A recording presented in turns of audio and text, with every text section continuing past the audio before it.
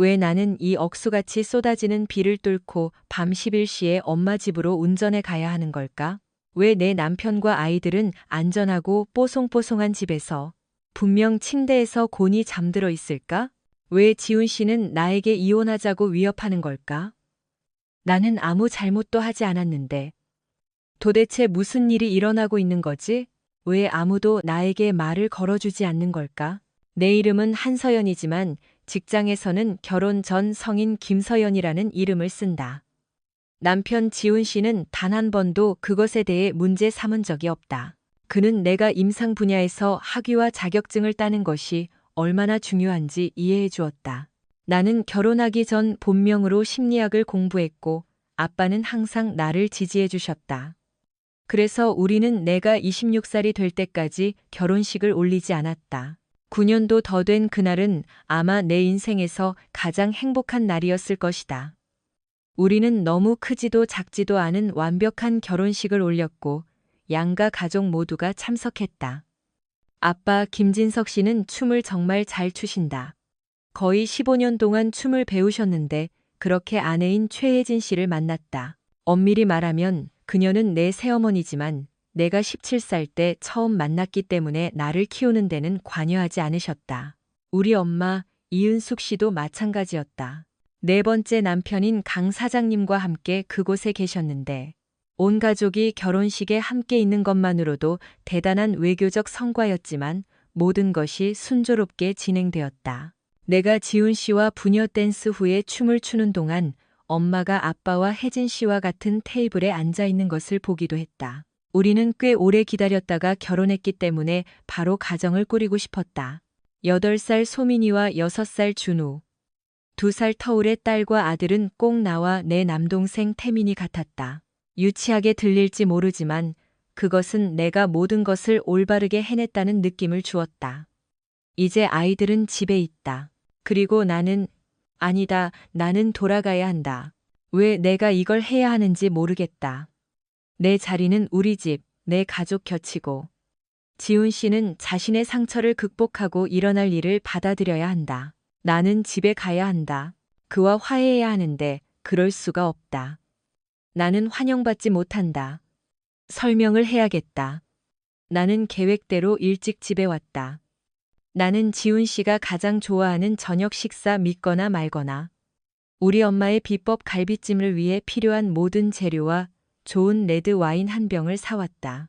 강원도 감자, 사워크림, 쪽파, 임실 체다 치즈.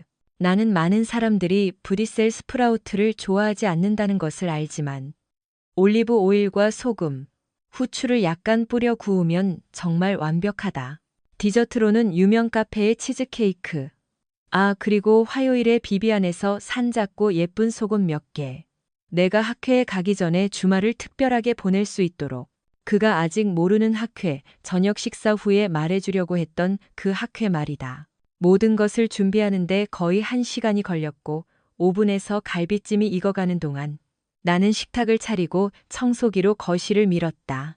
식탁을 다 차리고 나니 샤워하고 머리를 손질하고 화장을 하고 새로 산 파란색 원피스를 입을 시간이 충분했다. 그 색은 정말 내 눈을 돋보이게 했다. 지훈 씨가 5주년 결혼기념일에 선물해준 목걸이도 함께 착용했다.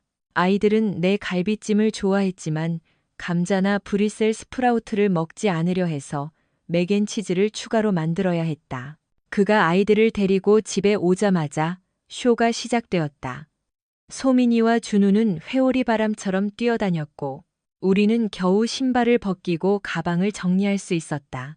저녁 식사 전에 아이들 물건을 정리해주고 음식을 차려주고 자리에 앉힌 다음 와인을 따르고 있을 때 지훈 씨가 다가와 눈썹을 치켜 올리며 물었다.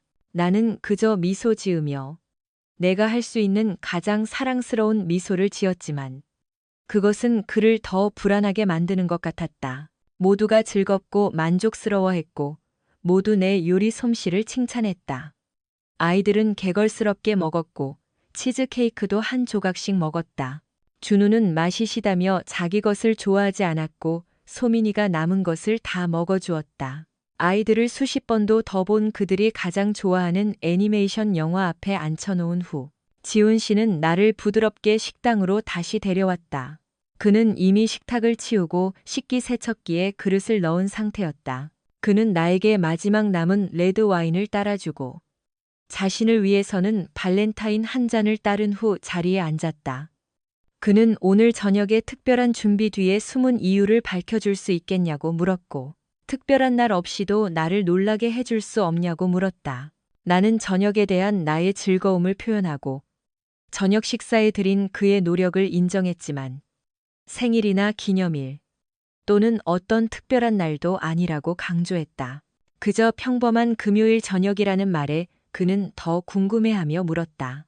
나는 그를 놀리는 척하며 다음 주에 그의 도움이 필요할지도 모른다고 암시했다. 그는 그 도움이 어떤 성격의 것인지 물었고, 나는 화요일부터 금요일까지 4일간 제주도에서 열리는 학회에 참석할 것이라고 설명하며 그동안 잠시 싱글대디 역할을 맡아달라고 요청했다. 내가 없는 동안 그가 짊어져야 할 책임을 깨닫자 그의 태도가 미묘하게 변했다. 떨어져 있을 시간을 예상하며 나는 가기 전에 함께 보낼 뜨거운 주말을 약속하며 그를 놀렸다. 나는 몸을 앞으로 기울이며 돌아왔을 때의 기대감을 암시하는 의미심장한 눈빛을 더했다. 그는 회의적인 표정으로 고개를 끄덕이며 왜 지금에서야 학회에 대해 알게 되었는지 물었다. 나는 초대가 최근에야 이루어졌다고 설명하며 나는 단지 초대받았을 뿐 이전에 논의한 적이 없다고 강조했다. 그를 안심시키려 했지만 그는 늦게 통보받은 것에 대한 실망감과 상황에 대한 우려를 표했다. 그를 달래려는 나의 노력은 오히려 역효과를 낳는 것 같았다. 그는 갑자기 일어서서 나에게 앉아있으라고 손짓하며 중얼거렸다. 분명히 그는 매우 속상하고 짜증이 났지만 감정을 억누르려 애쓰며 아이들 앞에서는 다투고 싶지 않다고 했다. 그는 나에게 아이들을 재우라고 했고 이 대화를 계속하기 전에 생각할 시간이 필요하다고 말했다. 의자를 꽉 쥔 손으로 그는 고개를 저으며 위층으로 올라갔고 나는 대화가 계획대로 되지 않은 것을 곱씹으며 홀로 남겨졌다. 그는 다음 20분 동안 화가 난 호랑이처럼 집안을 서성거리며 휴대폰을 쳐다보았다. 그는 무언가 화나는 것을 읽고는 중얼거렸다. 그는 욕설을 중얼거리더니 다시 서성거리기 시작했다. 어느 순간 그는 전화를 걸어 음성 메시지를 남겼다. 지훈입니다. 그녀가 꼭 은숙 씨처럼 행동하고 있어요. 끝인 게 쿠루크리토리르는 쿠루크리를 씁니다. 지금 이 일이 벌어지고 있습니다. 이 메시지 받으시는 대로 바로 전화 주세요. 은숙 씨처럼 행동한다니? 우리 엄마가 이 일과 무슨 상관이지? 얼마 지나지 않아 전화벨이 울렸고 그는 밖으로 나가 전화를 받았다. 나를 쳐다보는 것이 분명 나와 아이들이 듣기를 원치 않는 눈치였다. 그는 집 안으로 돌아왔지만 다시 불려나갔다. 잠시 후 아이는 혼란스러워 보였지만 동요하지는 않았다. 영화가 거의 끝나갈 무렵 그는 주방으로 사라졌고 나는 놀랍게도 그의 커피 그라인더가 윙윙거리는 소리를 들었다. 소민이와 준우는 잠자리에 드는 습관에 대해 별다른 저항 없이 칭얼거리지 않고 이를 닫고 잠옷으로 갈아입었다. 왠지 모르게 그들도 뭔가 잘못되었다는 것을 느꼈다. 나 역시 영화 내내 불안했다. 무엇이 그를 그렇게 불안하게 만들었을까? 그는 무엇을 알고 있을까? 그는 누구와 통화하고 있었고 아이들이 잠든 후에 왜 엄마를 언급했을까? 나는 아래층으로 내려가 지훈 씨가 가득 찬 커피포트와 2개의 머그잔, 그리고 큰 락앤락 텀블러를 들고 테이블로 돌아온 것을 보았다. 그는 나에게 앉으라고 했고 나는 따랐다. 그는 커피를 따랐지만 나는 잠을 설칠 것이라며 거절했다. 그는 내가 이걸 마셔야 할 거라고 고집했다. 나는 그에게 무엇이 그를 괴롭히는지 다그쳤고 그는 내가 말하면 자기도 말하겠다며 아무 문제 없다고 나를 안심시켰다. 그는 내가 불필요하게 걱정하고 있다고 설명하며 이건 단지 학회일 뿐이고 나 자신을 위해 필요한 일회성 행사라고 강조했다. 나는 그의 동기에 대해 물었고 그는 자신의 입장을 재확인하며 자기가 말한 그대로라고 말했다. 그는 커피 맛에 불만족스러운 표정을 지었고 나는 그에게 뭐가 잘못되었는지 다시 물었다. 비록 내가 커피 맛이 괜찮다고 안심시킨 후 그는 내가 자기를 바보라고 생각하는지 물으며 대화를 시작했다. 내가 아니라고 하자 그는 내가 심리학 석사하기 때문에 자기보다 더 똑똑하다고 믿는지 물었다. 나는 이를 부인하며 남편으로서, 파트너로서, 그리고 한 인간으로서 그에 대한 나의 존경심을 확인시켜 주었다. 그는 대화에서 정직함의 중요성을 강조하며 반쪽짜리 진실이나 완곡한 표현에 대해 경고했다. 그는 내가 생각하는 것보다 상황을 더 잘 알고 있다고 주장하며 거짓말이나 조종에 대해 경고하고 만약 내가 그를 속이려 한다면 좋게 끝나지 않을 것이라고 강조했다. 나는 그에게 약속했다. 나는 그를 속인 적이 없지만 아마도 그가 스스로를 속이고 있는 것일지도 모른다고 제안했다. 그는 내가 언제 학회에 초대받았고 그것에 대해 안지 얼마나 되었는지 물었다. 나는 그날 저녁에야 처음 언급했다고 설명하며 방금 일어난 일이라고 말했다. 그는 화요일 전부터 알고 있었는지 계속 물었고 내가 그 소식을 전하기 전에 그의 불안을 잠재우기 위해 그날 저녁을 계획했다고 암시했다. 나는 그렇지 않다고 변명했지만 그의 침묵은 많은 것을 말해주었다. 나는 우리가 질문들을 다시 한번 검토해보자고 제안했다. 그는 누가 나를 학회에 초대했는지 물었고 나는 내 동료라고 대답했다. 그는 계속해서 내 참석 비용을 누가 부담하는지 물었고 나는 직접적인 대답을 요구했다. 내가 갚을 것이라고 말했지만 그는 항공료와 숙박비 준비를 누가 했는지에 대해 더 명확한 대답을 고집했다. 그는 지난 3개월간의 우리 계좌 내역에 대해 우려를 표하며 내가 미리 계획했거나 신고되지 않은 계좌가 있다고 주장했다. 그가 분명히 화가 났음에도 불구하고 나는 그에게 걱정할 것이 없다고 안심시켰다. 그는 최강준 씨가 참석하는지 물었다. 학회에서 나는 치솟는 두려움을 느끼기 시작했다. 내 머릿속에 한 목소리가 나를 바보라고 조롱했지만 나는 반박하며 입 닥치라고 말하고 지훈 씨는 아무것도 확실히 모른다고 단언했다. 나는 강준 씨가 수요일에 발표를 할 예정이므로 아마 참석할 것이라고 인정했다. 지훈 씨는 그의 휴대폰으로 학회 의제를 보여주며 강준 씨와의 친밀한 우정과 전문적인 관계를 고려할 때 내가 그것을 몰랐다는 것에 놀라움을 표했다. 나는 알고 있었지만 잊어버렸다고 고백했다. 지훈 씨는 꾸며내지 말라고 재촉하며 자신이 바보가 아니라고 상기시킨 후 나를 더 이상 할 말이 없게 만들었다. 지훈 씨는 상황을 요약해보겠다고 제안했다. 그는 몇 주 또는 몇 달 전에 나에게 연애 감정이 있는 것으로 암시되는 나의 나이 많은 동료가 나에게 모든 비용이 지원되는 도시로의 로맨틱한 여행을 제안했고 나는 그것을 수락했다고 주장했다. 그는 내가 이 소식을 막판에 갑자기 알리고 친밀감과 음식, 로맨스로 그의 주의를 분산시키고 그에게 육아 책임을 떠넘겨 그 사람의 개입을 막으려 했다고 비난했다. 나는 반대하며 그의 비난을 부인했다. 그는 나에게 거짓말하지 말라는 이전의 요구를 반복했다. 나는 거짓말을 하지 않았다고 주장했지만 지훈 씨는 내가 강준 씨와 얼마나 오랫동안 관계를 맺었는지 계속 신문했다. 나는 어떤 관계도 부인했지만 그는 강준 씨와 나의 관계 및 내가 다른 사람과 관계가 있는지에 대해 더 깊이 파고들었다. 그는 심지어 내 정신 상태를 확인하기 위해 뜬금없이 한국의 수도가 어디냐고 물었다. 내 생각은 혼란스러웠다. 나는 우리가 잠자리를 같이 한 적이 없기 때문에 강준 씨는 아무것도 알 리가 없다고 스스로를 안심시켰다. 나는 지훈 씨가 내 남편이기 때문에 나를 믿어야 한다고 믿었다. 지훈 씨는 끈질겼다. 그는 내가 불륜의 안개에 가려져 있다고 비난하며 내 죄책감 어린 표정을 지적했다. 나는 불륜을 부인했지만 그는 아마 내가 아직 강준 씨와 관계를 맺지 않았을 것이라고 제안했다. 내 표정의 변화를 알아차리고 나는 강준 씨가 6주 전에 나를 학회에 초대했다고 설명하며 지훈 씨에게 우리는 각자 방을 쓸 것이고 내가 강준 씨에게 비용을 상환할 것이라고 안심시켰다.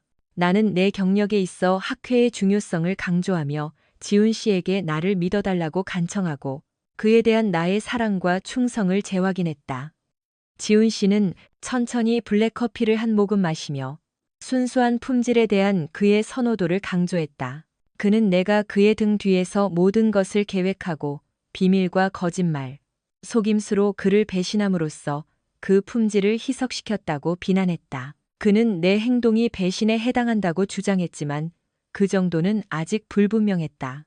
나는 심호흡을 하며 내가 아무 잘못도 하지 않았다고 스스로를 안심시키려 했다.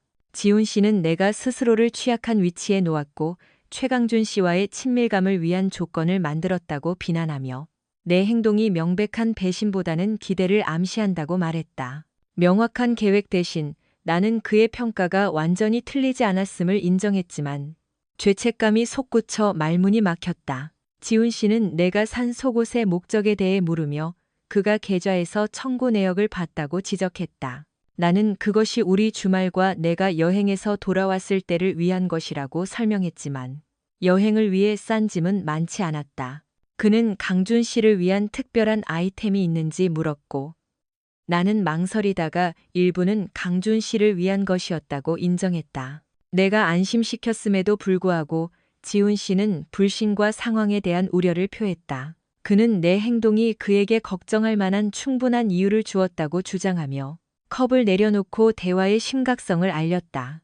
그는 조건을 제시하며 즉시 집을 나가 엄마 집으로 가라고 요구했다. 그는 내가 환영받지 못하며 기혼 여성의 행동 방식에 대해 진지한 대화가 필요하다고 강조했다. 나는 태민이와 베르니스네 집에서 하룻밤을 묵어야 했는데 그가 이미 그들에게 알려서 그들이 나를 기다리고 있기 때문이었다. 나는 반대하며 그것을 말도 안 된다고 주장하며 그가 그럴 수 없다고 했지만 그는 다른 남자와 신혼여행을 가면서 남편이 그걸 받아주길 기대하는 것이야말로 정말 말도 안 된다고 반박했다. 그는 우리가 이전에 비슷한 상황을 겪었음을 상기시키며 만약 내가 이번 일에서 교훈을 얻지 못하면 결혼 생활은 끝날 것이라고 경고했다. 그는 진지함을 표하며 자신의 결정에 대해 완전히 심각하다고 말했다. 나는 그가 내 상사가 아니라 남편이기 때문에 나를 강요할 수 없다고 주장했다. 그는 자신도 나를 통제할 수 없음을 인정했지만 만약 그가 동의하지 않는다면 내 행동 때문에 그는 이혼 소송을 제기할 수 있다고 주장하며 이것이 결혼 생활의 공동 문제임을 분명히 했다. 나의 반대와 불신에도 불구하고 그는 결혼을 끝내겠다고 고집하며 세부 사항은 나중에 해결하고 다음날 변호사를 고용하여 추가적인 법적 조치를 막기 위해 나에게 이혼 서류를 보내겠다고 말했다. 그는 나에게 엄마를 찾아가라고 지시했고 만약 내가 그가 법적 조치를 취하지 않기를 원한다면 그의 지시를 따르라고 제안했다. 그는 엄마가 나를 기다리고 있으며 모든 것에 대해 보고받았다고 나를 안심시켰다. 상황은 내 휴대폰이 울리고 그가 받으라고 재촉하는 것으로 이어졌다. 엄마였다. 엄마는 상황의 심각성을 경고하며 후회하지 않으려면 지훈 씨의 지시를 따르라고 조언했다. 그녀는 베이컨 과자를 언급하고는 전화를 끊어 나를 충격에 빠뜨렸다. 내 휴대폰이 다시 울렸고 그것은 내 동생 태민이었다. 분명 다른 메시지를 보냈을 것이다. 그는 내 처지에 대한 걱정을 표하며 비어있는 방을 내 아기 방으로 사용하라고 제안하고 내가 원하는 만큼 머물 수 있다고 약속했다. 태민이는 필요할 때 전화하라고 강조했다. 수유 중에 그들을 깨워야 하더라도 나는 태민이의 제안을 거절했지만 그는 내가 다음날 아침에 오라고 고집하며 동의하지 않으면 관계를 끊겠다고 위협했다. 그는 지훈 씨 편에 서는 것이 선택사항이 아니라고 분명히 하며 지훈 씨가 가문의 저주에 대해 옳다고 주장했다. 태민이는 다음날 모두를 데리고 유명한 팬케이크 집에 갈 계획을 알리며 대화를 마쳤다. 우리 둘만 남았을 때 나는 지훈 씨에게 태민이와 우리 가족에게 무슨 말을 했는지 물었다. 지훈 씨는 일어서서 그들에게 진실을 공유했고 그들의 의견을 들었다고 설명했다. 그는 친절하게도 내 커피를 다 마시라고 권하고 간식 가방을 싸주었으며 가는 길에 마실 카라멜 라떼를 만들어주겠다고 언급했다. 지훈 씨는 아이들은 자기가 돌볼 것이고 가족들에게 상황을 업데이트하고 아빠가 즉시 상처받고 혼란스러워하며 걱정할 것을 피하기 위해 척과 베다니에게 알리는 것을 미루겠다고 나를 안심시켰다. 나는 지훈 씨에게 세부 사항, 특히 태민이가 언급한 가문의 저주에 대해 다그쳤다. 지훈 씨는 곧 내 전처가 될 은숙 씨와 그 문제를 논의하라고 나를 돌렸고, 무지방 우유와 스플렌다 2봉지를 넣은 커피를 다 마시고 16온스 약 473ml짜리 무지방 투샷 에스프레소, 카라멜, 라떼 텀블러를 들고 나가는 길에 펼쳐지는 상황에 대해 혼란스러워하며 나를 남겨두었다. 나는 엄마 집에 들러 카라멜 라떼를 마시고 주유를 2번 하고 화장실을 2번 더 들렀다. 자정이 10분 지난 시각 나는 엄마 집 버디에사도에 차를 세웠다. 차고 문이 열리고 나는 빈자리에 주차했다. 송 선생님 차는 어디 있지? 엄마는 나를 환영하며 내가 온 것에 기쁨을 표했다. 그녀는 내가 온 것이 중요하다고 말하며 고개를 저었고, 그렇지 않았다면 좋지 않았을 것이라고 암시했다. 나를 집으로 안내하며 그녀는 부엌에 있는 과자에 대해 말하고 차를 권했다. 60세인 엄마는 여전히 매우 우아해 보였다. 그녀는 나이의 흔적에도 불구하고 우아한 모습을 유지했다. 아이 둘을 낳았음에도 불구하고 그녀의 몸매는 여전히 완벽했다. 그녀는 전혀 변하지 않은 것 같았다. 골다공증으로 인해 그녀의 검은 머리는 희끗희끗했지만 여전히 윤기가 흐르고 세련되게 손질되어 있었고, 그녀의 푸른 눈은 예전처럼 생기가 넘쳤다. 나처럼. 나도 그 나이에 그녀의 반만큼이라도 예뻐 보였으면 좋겠다. 그녀는 내가 요청하기도 전에 차를 따르기 시작했다. 나는 카페인을 좋아하지 않는다고 말하며 지훈 씨가 나에게 커피 한 주전자와 더블 에스프레소를 마시게 해서 안절부절 못한다고 설명했다. 그녀는 그녀가 내놓는 차는 카모마일 차라고 안심시키며 괜찮을 거라고 말했다. 그녀는 나를 위아래로 훑어보며 그날 저녁 지훈 씨와 이야기할 때 내가 입었던 바로 그 원피스를 언급했다. 나는 지훈 씨가 나를 내쫓기 전에 옷을 갈아입게 해주지 않았다고 설명했다. 나는 몇 가지 물건을 챙겨서 떠나야 했다. 태민이는 세상에를 반복하며 불안해 보였다. 내가 그 원피스에 무슨 문제가 있는지 묻자 그들은 그것의 의미와 태민이가 저주에 대해 한 말을 언급했다. 혼란스럽고 더 많은 정보를 간절히 원했던 나는 태민이의 발언과 현재 상황에 대해 물었다. 이에 그녀는 수제 생강과자를 건네며 설명을 위해 거실로 옮기자고 제안했다. 그곳에서 나는 TV의 축구 경기가 일시 정지된 채 켜져 있는 것을 발견했고, 엄마는 보통 축구를 보지 않으시기 때문에 놀랐다. 나는 물었다. 송 선생님의 행방에 대해. 그녀는 송 선생님이 거의 20년 동안 관계를 맺어온 절친한 친구 브라이언과 함께 있는 경우가 많다고 밝혔다. 송 선생님의 잘생긴 외모에 대한 폭로는 왜 엄마가 그와 결혼했는지 궁금하게 만들었다. 그녀는 송 선생님과의 결혼에 대한 복잡한 이야기를 자세히 설명하며 그들의 결혼으로 이어진 사회적 압력을 강조했다.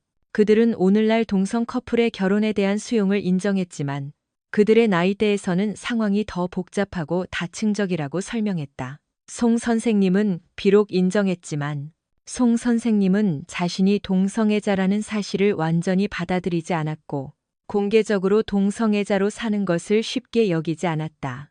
대신 그는 브라이언과의 관계를 독특한 것으로 보았다. 그녀는 송 선생님이 동성애자라는 사실에 부끄러움을 느끼는 것이 아니라 단지 그가 자신을 그렇게 정의하지 않는 방식일 뿐이라고 분명히 했다. 그들은 자신들의 상황을 위장, 결혼 배열, 즉 사회적 기대를 충족시키기 위해 결혼하지만 결혼 생활 밖에서 사적인 삶을 유지하는 동성애 남성과 여성을 지칭하는 구식 용어로 불렀다. 자신들의 연관성에 대해 질문을 받았을 때 그녀는 자신이 동성애자는 아니지만 끔찍한 아내였다고 인정했다. 그들은 자신들의 삶을 망쳤다고 고백했다. 과거의 결혼 생활은 여러 부정적인 특성, 특히 아버지를 깊이 상처 입힌 것으로 인해 망가졌다. 그들이 아버지에 대한 변함없는 사랑을 표현하고 나와 지훈 씨 사이의 사랑을 알아차렸다고 인정하며 나에게 그들처럼 되지 말라고 조언할 때 눈물이 솟구쳤다. 너무 감정적이 되어 그녀는 내 당혹감 앞에서 울음을 터뜨렸다. 그들은 잠시 자리에서 일어나 나에게 머물러 있으라고 손짓하며 그녀가 없는 동안 보여줄 것을 가져와야 한다고 말했다. 나는 그녀가 여분의 침실 중 하나에서 무언가를 뒤지는 소리를 들었고 화면을 쳐다보았다. 나는 화면의 경기가 아니라 중년의 남성 해설가 2명의 이미지가 일시 정지되어 있는 것을 발견했다. 아마도 그들은 나이가 들기 전 전성기에는 축구 선수였을 것이다. 엄마는 투명한 비닐 드라이클리닝 백에 담긴 파란색 원피스를 들고 돌아왔다. 그녀는 그들이 보여준 원피스가 그들이 입었던 것과 똑같지는 않다고 말했다. 스타일은 달랐지만 드레스의 길이와 색상은 거의 동일했다. 그들은 거의 30년 전 아빠와의 결혼 생활을 끝낸 그날 밤에 이 드레스를 입었다고 공유했다. 드레스를 간직한 이유는 그들에게도 불분명했다. 그것이 실수에 대한 상기였는지, 진석 씨와의 시간에 대한 추억이었는지, 아니면 그것이 그들을 아름답게 느끼게 했기 때문이었는지. 그들은 그의 생일에 한 번 더 드레스를 입었지만 그것은 상황을 더 악화시켰다고 회상했다. 사건은 2월 폭설과 햇빛이 거의 없는 시기에 일어났다. 그들은 발렌타인데이를 위해 드레스를 샀지만 계획이 취소되어 결국 나와 다른 사람과 그날을 보냈다. 진석 씨는 그 드레스를 본 적이 없었고 불행한 상황에 더해 그 애는 윤년이어서 내가 겪고 있던 끔찍한 달이 더 길어졌다. 여성들과 그들의 남편들로 구성된 그룹이었는데 나는 이제 그들의 이름을 거의 기억하지 못한다. 커플로서 우리는 모두 유쾌했지만 우리 여자들끼리만 있을 때는 만약 딱 맞는 남자가 나타난다면 우리가 무엇을 할지에 대해 우리가 나누는 음모와 뒷담화를 믿지 못할 것이다. 한 여자는 남편을 정기적으로 속였고 그것에 대해 자랑했다. 다른 한 명은 동료와 바람을 피울 계획을 세웠고 우리 모두는 그녀를 응원했다. 다행히도 일이 너무 멀리 가기 전에 그녀의 남편이 알아차렸다. 나는 그 어떤 일에도 참여한 적이 없었는데 어느 날 그렇게 되었다. 지역의 한 스포츠 스타가 바와 클럽을 자주 드나들며 그는 기혼 여성을 유혹하고 그들의 남편을 모욕하는 것을 전문으로 했으며 자신이 가진 권력에서 즐거움을 얻는 것 같았다. 그는 이 여성들을 자신의 호텔로 데려가 잊을 수 없는 경험을 선사했고 그들이 다른 남자와 함께할 수 없게 만드는 것을 목표로 삼았다. 그는 매력적이고 부유하고 유명했기 때문에 우리는 여러 번 처벌을 면했다. 그의 활동은 자극을 찾는 여성들 사이에서 공공연한 비밀이었다. 그가 얼마나 많은 결혼 생활을 파괴했는지는 모르지만 적지 않았을 것이다. 그에게는 그것이 게임과 같았다. 그 장소 중 하나는 호텔에 딸린 무도 회장이자 레스토랑이었다. 우리 불륜자들과 희망자들 그룹은 그들을 그곳으로 데려가기로 결정했다. 우리 남편들은 2월 29일 윤일 밤에 서로 재결합하기 위해 그곳에 있었고 남편과 당신 그리고 태민이는 포터들과 함께 하룻밤을 묵었고 우리 모두는 호텔방을 가지고 있었다. 우리 남편들이 깨닫지 못한 것은 그들과 함께 참석하는 것이 복권을 사는 것과 같다는 것이었다. 이명호는 그날 밤 행운의 여인을 선택하여 그녀를 자신의 선택된 동반자로 만들 것이었다. 그래서 그 밤의 외출은 우리 여자들을 매우 흥분시켰다. 내 시선은 화면으로 향했고 왼쪽에 해설가인 이명호가 나타났다. 그의 이름은 가슴 아래 그래픽으로 표시되어 그의 정체를 확인시켜 주었다. 진실이 드러나자 이명호가 엄마의 끔찍한 남자친구였다는 것이 명백해졌다. 그 고백은 나의 현실을 산산조각냈고 나는 즉시 현기증과 메스꺼움을 느꼈다. 그것에 대해 질문을 받았을 때 나는 많은 것을 기억하지 못했다. 단지 내가 6살 때 아빠가 한동안 집을 비웠을 때 할머니, 할아버지와 함께 있었던 어렴풋한 기억만 있을 뿐이었다. 세부 사항은 불분명했지만 그 기간 동안 내가 매우 슬펐던 것을 어렴풋이 기억한다. 부모님은 그 상황으로부터 나를 보호하려 애썼고 내가 아무것도 기억하지 못할 수도 있다고 인정했다. 그 기간 동안 아빠는 몇 주 동안 사라졌고 나는 상담을 받아야 했다. 결혼 문제를 해결하기 위한 노력으로 엄마는 아빠가 상담의 주도자가 자신이라고 비난했기 때문에 아빠를 조종하거나 통제하려 했다고 인정했다. 상담은 재앙으로 변했고 아빠는 분노에 차서 10일 동안 애틀랜타로 떠났다. 엄마는 나중에 아빠가 도시 밖에서 임시직을 구하기 시작했을 때까지 그가 어디로 갔는지 몰랐다. 엄마의 학대는 아빠의 분노와 결혼 생활의 포기로 이어졌다. 엄마는 또 다른 사건을 밝혔는데 이명호가 그들의 테이블로 와서 허락도 없이 춤을 추자고 했다. 그들은 몇 곡을 추었고 이명호는 그는 엄마에게 지갑을 가지러 테이블로 돌아갈 때 뒷문으로 같이 몰래 빠져나가자고 했다. 엄마는 모든 것을 목격한 진석 씨와 마주쳤다. 진석 씨는 아빠의 주의를 돌리고 엄마가 떠나도록 허락함으로써 엄마를 감싸주었다. 이것은 엄마와 아빠의 결혼 생활의 끝을 의미했다.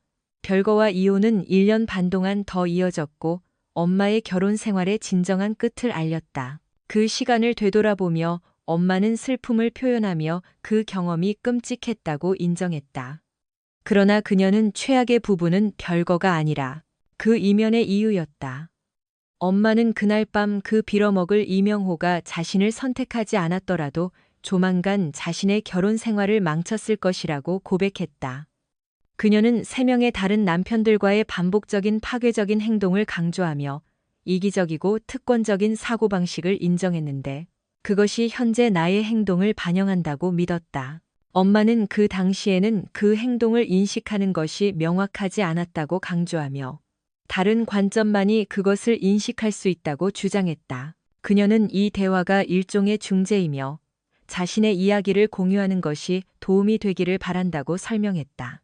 너무 늦기 전에 제 삶의 방식을 바꿀 수 있도록 조언해 주세요. 그런 다음 그녀는 진석 씨와의 결혼에 대한 생각을 공유하며 그것이 견고하고 헌신적이었다고 묘사했다. 진석 씨가 훌륭하고 헌신적인 남편이었음에도 불구하고 그녀는 이명호와의 드문 기회의 유혹을 이기지 못했다. 그는 매혹적인 친밀감의 하룻밤 동안 그녀를 매혹적이고 자유로운 여신으로 만들어주겠다고 약속했다.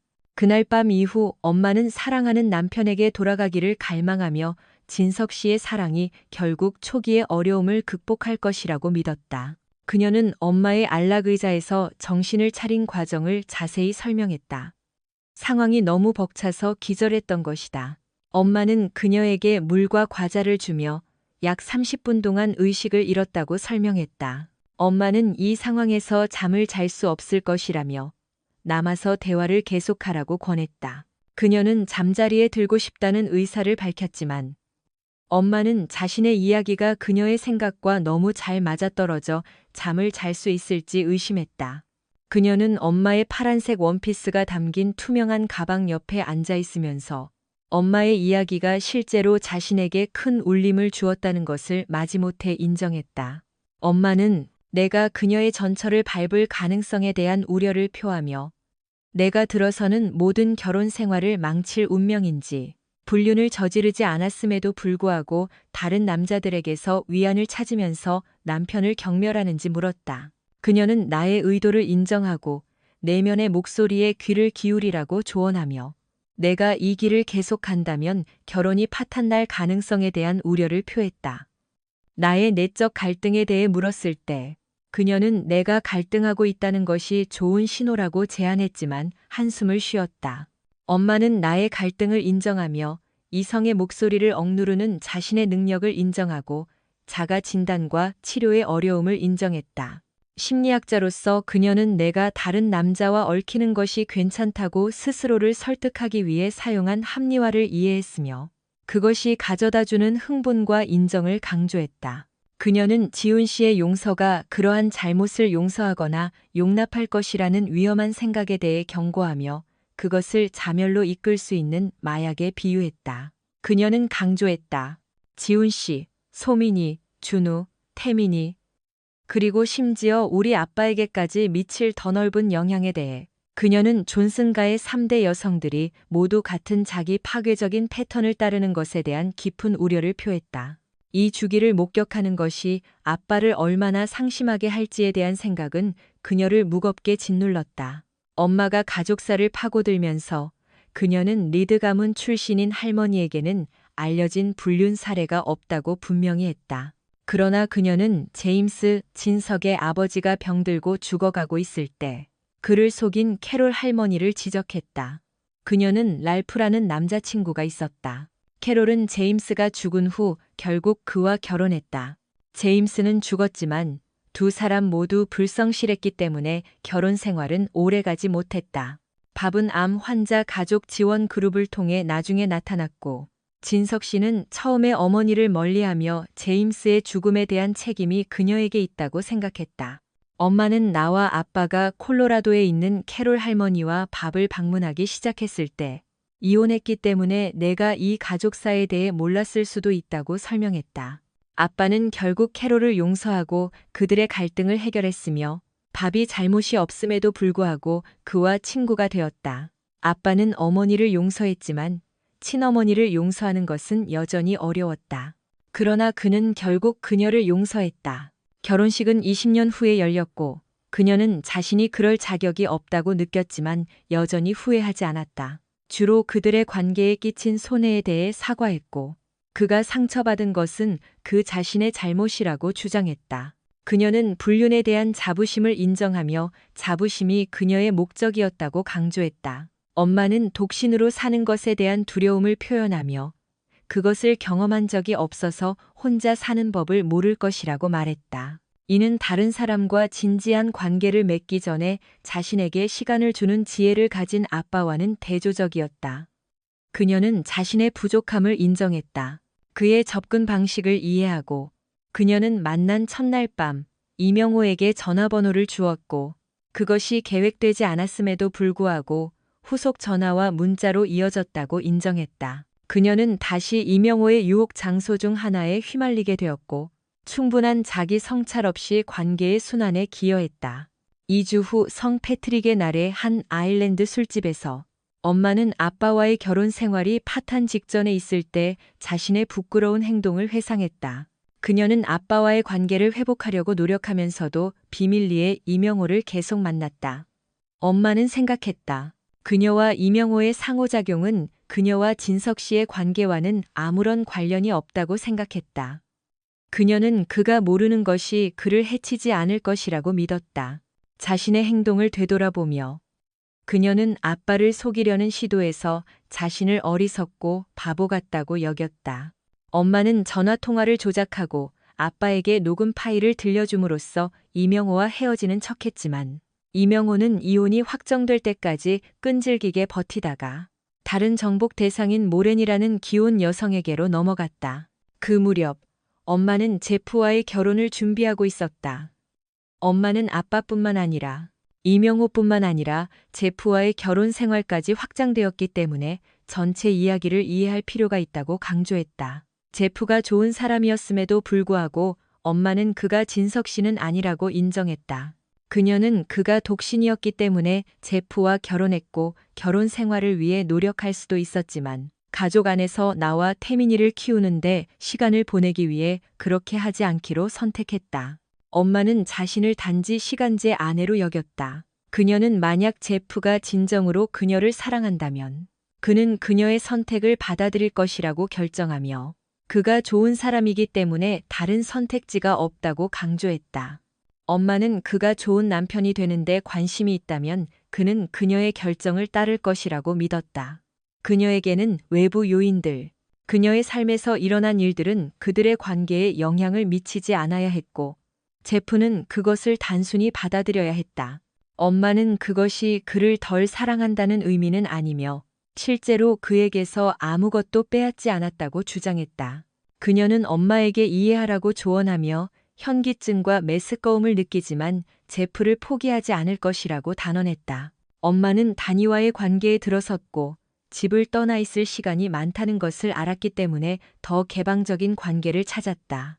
다니는 다른 연인을 두는 것에 기꺼이 동의했고 기본적으로 엄마를 속였지만 그녀는 그것을 눈감아 주었다. 그를 진심으로 사랑하지는 않았지만 엄마는 그것을 자신의 속죄로 여겼다. 그녀는 다니와 결혼했고 그들의 합의는 한동안 지속되었다. 시간이 지나고 아이들이 자라면서 엄마는 소외감을 느꼈고 의도적으로 다른 곳에서 관심을 찾았다. 그녀는 만약 개방 결혼이 다니에게 받아들여질 수 있다면 그것은 그녀에게도 받아들여져야 한다고 합리화했다. 다니에게 아무런 영향을 미치지 않는다고 느끼며 엄마는 그가 지난 6, 7년 동안 그녀에게 베풀었던 것과 같은 관용을 베풀 것이라고 믿었다. 그러나 그녀는 상황을 잘못 판단했다. 끝이 가까워지자 엄마는 글렌과 적극적으로 관계를 시작했다. 그녀는 딸이 이해할 수 있도록 이 세부 사항들을 공유하기를 고집했다. 그녀의 관계에서 반복되는 패턴은 글렌을 아빠 이후 최고의 남편으로 묘사하는 것이었다. 엄마는 그를 당연하게 여겼고 자신의 행동에 관계없이 그가 자신을 용서할 것이라고 생각했다고 인정했다. 가장 중요한 논쟁은 엠마의 결혼식 후에 일어났는데 거기서 엄마는 모든 것을 마무리하기 위해 아빠와 화해하는 데 집중하면서 글렌을 거의 무시했다. 진석 씨는 엄마가 남편에게 무관심하고 아빠에게 그랬던 것처럼 글렌을 무심하게 대하고 있다고 지적해야 했다. 제프와 데니. 엄마는 이 부분의 이야기를 공유하며 흐느껴 울었다.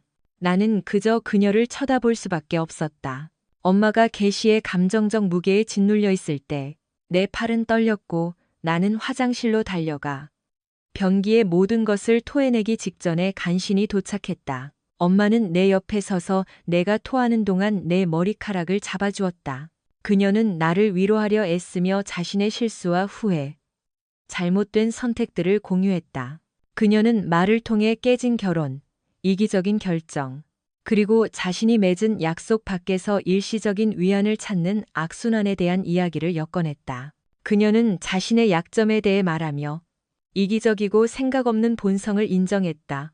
엄마가 밝혔듯이 그녀의 얽히고 설킨 관계 이야기는 내 삶의 메아리, 내가 막 내리려던 선택의 그림자를 보지 않을 수 없게 만들었다. 그녀는 관심을 끌기 위해 파란색 원피스를 입고 남편을 당연하게 여기는 것에 대해 이야기했다. 마치 경고의 이야기를 그리듯 나의 현재 투쟁과 내 행동의 잠재적 결과를 비추는 거울처럼. 내 머리는 혼란스러웠고 속은 울렁거렸다. 그녀의 말의 무게는 내가 상상했던 것보다 더 강하게 나를 쳤다. 그녀는 자기 파괴의 소용돌이, 내가 들어서고 있는 것 같은 길을 묘사했다. 진실을 깨닫는 것은 불안하면서도 동시에 깨우침이었다. 눈물 어린 고백 속에서 엄마는 자신이 이전 남편들에게 입혔던 고통으로부터 그를 구하기 위해 다고우와 결혼했다고 인정했다. 나는 그녀를 위로하며 감정의 폭풍 속에서 그녀를 지지하려 애썼지만 이야기가 펼쳐지면서 그녀의 말 속에서 나 자신과 마주하는 것을 피할 수 없었다. 그녀가 나의 현재 상황으로 넘어가 내 행동의 결과와 지훈 씨에게 미칠 영향에 대해 경고했을 때 나는 메스꺼움을 느꼈다. 진실의 무게, 후회, 그리고 다가오는 결정들이 나를 덮쳤고 나는 차가운 욕실 바닥에 비틀거리며 쓰러졌다. 방은 신체적인 질병 때문만이 아니라 나를 삼켜버린 감정의 소용돌이 때문에 빙빙 돌았다. 엄마의 이야기, 실수와 마음의 상처로 엮인 테피스트리는 나를 감쌌고 그녀의 선택의 여파와 내 삶에서의 잠재적인 메아리에 갇히게 했다. 화장실에 도착하기 위해 필사적으로 애쓰며 내 팔은 떨렸고 나는 간신히 변기에 도착하여 토했다. 엄마는 내 옆에서 머리카락을 잡아주었다. 그녀는 나쁜 것들을 다 토해내라고 격려하며 자신의 삶을 여러 번 파괴한 결과를 인식하는 것의 중요성을 강조했다. 엄마는 내가 그 길을 따르지 않기를 강하게 바란다고 표현했다. 신체적으로나 정신적으로 고통받는 와중에 나는 내 행동에 대해 자문하며 내가 내린 잘못된 선택에 대해 스스로를 질책했다. 나는 경고, 특히 지훈 씨로부터의 경고를 인정하고 듣지 않은 것에 대해 스스로를 비난했다. 혹독한 자기 비판에는 내가 남편의 사랑을 받을 자격이 있는지, 소민이와 준우와 함께 행복한 가정을 꾸릴 자격이 있는지에 대한 의문과 엄마의 전철을 밟는 것이 명백해졌고 나는 관계에서 파괴적인 패턴이라고 생각하는 것에 대해 스스로를 책망했다. 데이트는 여러 의미 없는 결혼 생활 끝에 외롭게 살게 될 것이라는 암울한 예측으로 끝났고 비슷한 종류의 지옥에서 그렇게 9년처럼 느껴지는 긴 시간이 지난 후 엄마는 나에게 가글을 주고 과자 2개를 더 먹으라고 했다. 그녀는 생강이 내 속을 편안하게 해줄 것이라고 말했다. 그녀는 내 머리를 빗어주고 옷을 갈아입혀 주었다. 나는 준비해 온 가방을 뒤질 필요도 없었다. 우리 옷 사이즈가 같아서 나는 그녀의 옷을 아무거나 입을 수 있었다. 그래서 그녀는 나에게 편안한 옷을 주었다. 엄마는 나를 차에 태우고 태민이와 베르니스네 집까지 2마일을 운전해 갔다. 엄마는 흐느끼며 내 상태를 오빠에게 알리고 이제 내가 내 행동의 결과를 이해한다고 말하며 나를 돌보았다. 엄마는 오빠에게 나를 즉시 침대에 눕히라고 했고 내가 잠에서 깨어나 정신을 차리면 팬케이크를 먹으러 내려올 것이라고 말했다. 오빠는 고마워하며 엄마에게 감사하다고 말했고 조나단과 아기가 자고 있다고 말했다. 그들이 최대한 활용하는 소중한 순간이었다. 엄마는 그에게 키스했다. 애정을 표현하며 더 합리적인 시간에 보겠다고 말했고 톰은 나를 안으로 안내하며 그들이 아직 사용하지 않은 아기방을 가리켰다. 엘라는 그들의 침대 옆 작은 요람에 자리 잡고 주 침실에서 엄마와 함께 평화롭게 자고 있었다. 톰은 나를 비난하지 않을 것이라고 안심시키며 우리 엄마가 아마 이미 충분히 했을 것이라고 인정했다. 그는 내가 밤새 모든 것을 생각하며 보낼 것을 이해했고 조금이라도 잠을 잘 수 있기를 바랐다.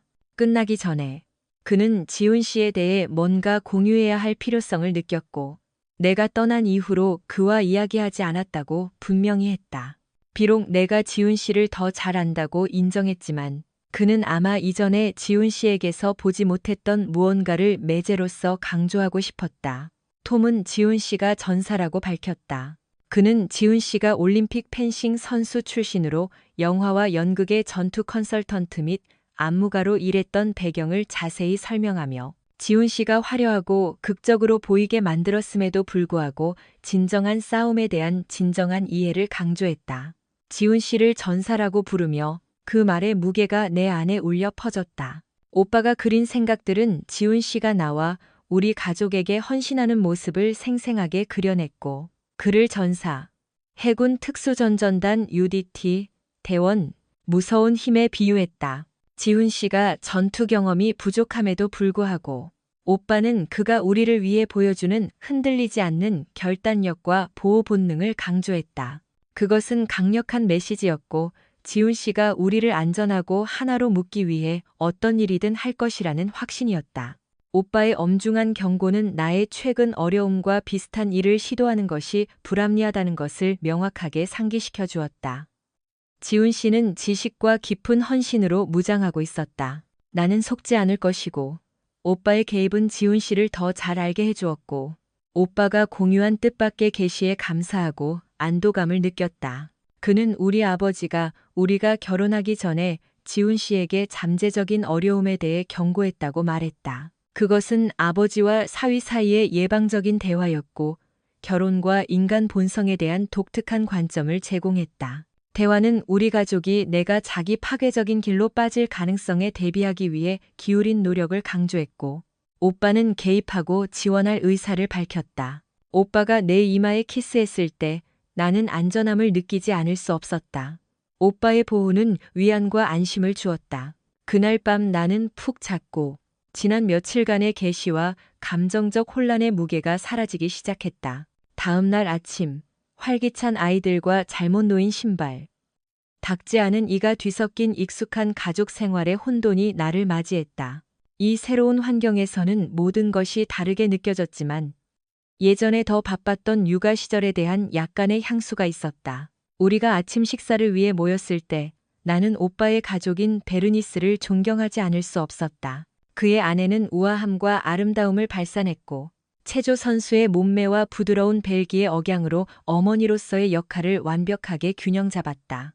오빠의 보호 본능은 그녀에게도 확장되어 그들의 가족을 위한 안전한 안식처를 보장했다. 그날 아침에 나온 팬케이크는 단순한 아침 식사 이상이었다. 그것들은 감정적 해소와 더 나은 날들에 대한 낙관적인 맛을 담고 있었다. 대화는 더 이상 과거의 문제에 머물지 않았고 우리는 즐거운 순간을 공유하고 유대감을 형성할 수 있었다. 나중에 엄마가 우리를 만나러 차를 몰고 왔을 때 뒤쪽에 있는 작은 무언가에 대한 언급이 내 주의를 끌었다. 그녀는 그것이 그녀의 파란색 원피스라고 밝혔는데 그것은 상징적인 제스처였다. 스타일이 구식처럼 보일지라도 그녀는 여전히 그 옷의 귀환을 믿었다. 과거의 어둠과 마주한 후에도 더 밝은 날들의 부활이 가능하다는 희망적인 상기였다. 엄마, 아마 빈티지로 분류할 수 있을 것 같아. 그녀는 가볍게 어깨를 으쓱하며 말했다. 너는 이제 어른이야. 아름다운 어른. 너 스스로 결정을 내리고 원하는 대로 해. 다만 엄마의 실수를 반복하지 마. 남편의 마음을 아프게 하는데 사용하지 말고 제발 아빠가 네가 그걸 입은 모습을 보게 하지 마.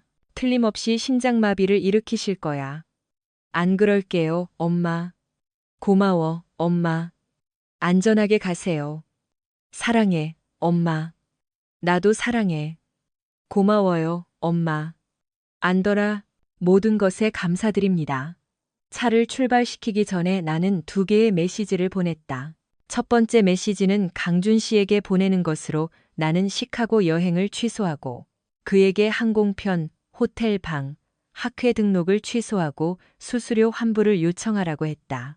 나는 그의 계획을 실행할 다른 사람을 찾으라고 제안하고 그가 내 결혼과 가족을 위협하고 내 삶을 거의 망칠 뻔한 것에 대한 분노를 표했다.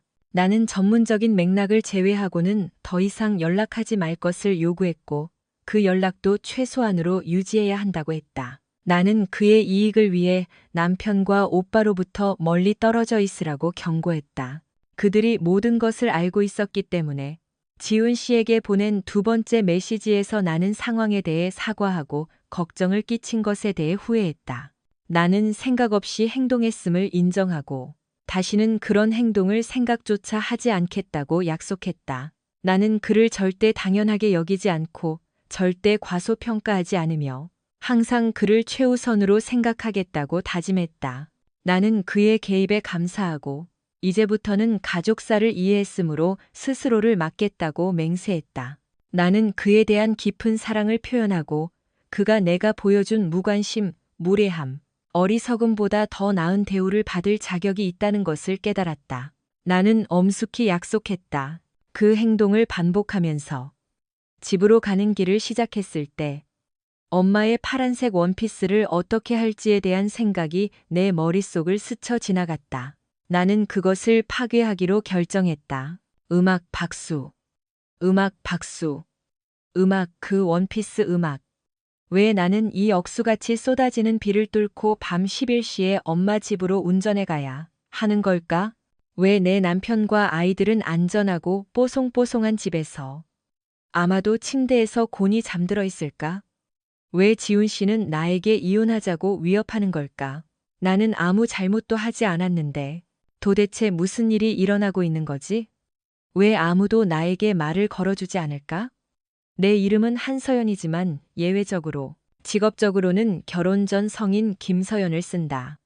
남편 지훈 씨는 단 한 번도 그것에 대해 문제 삼은 적이 없다. 그는 내가 결혼하기 전 본명으로 임상심리학 학위와 자격증을 따는 것의 중요성을 이해했다.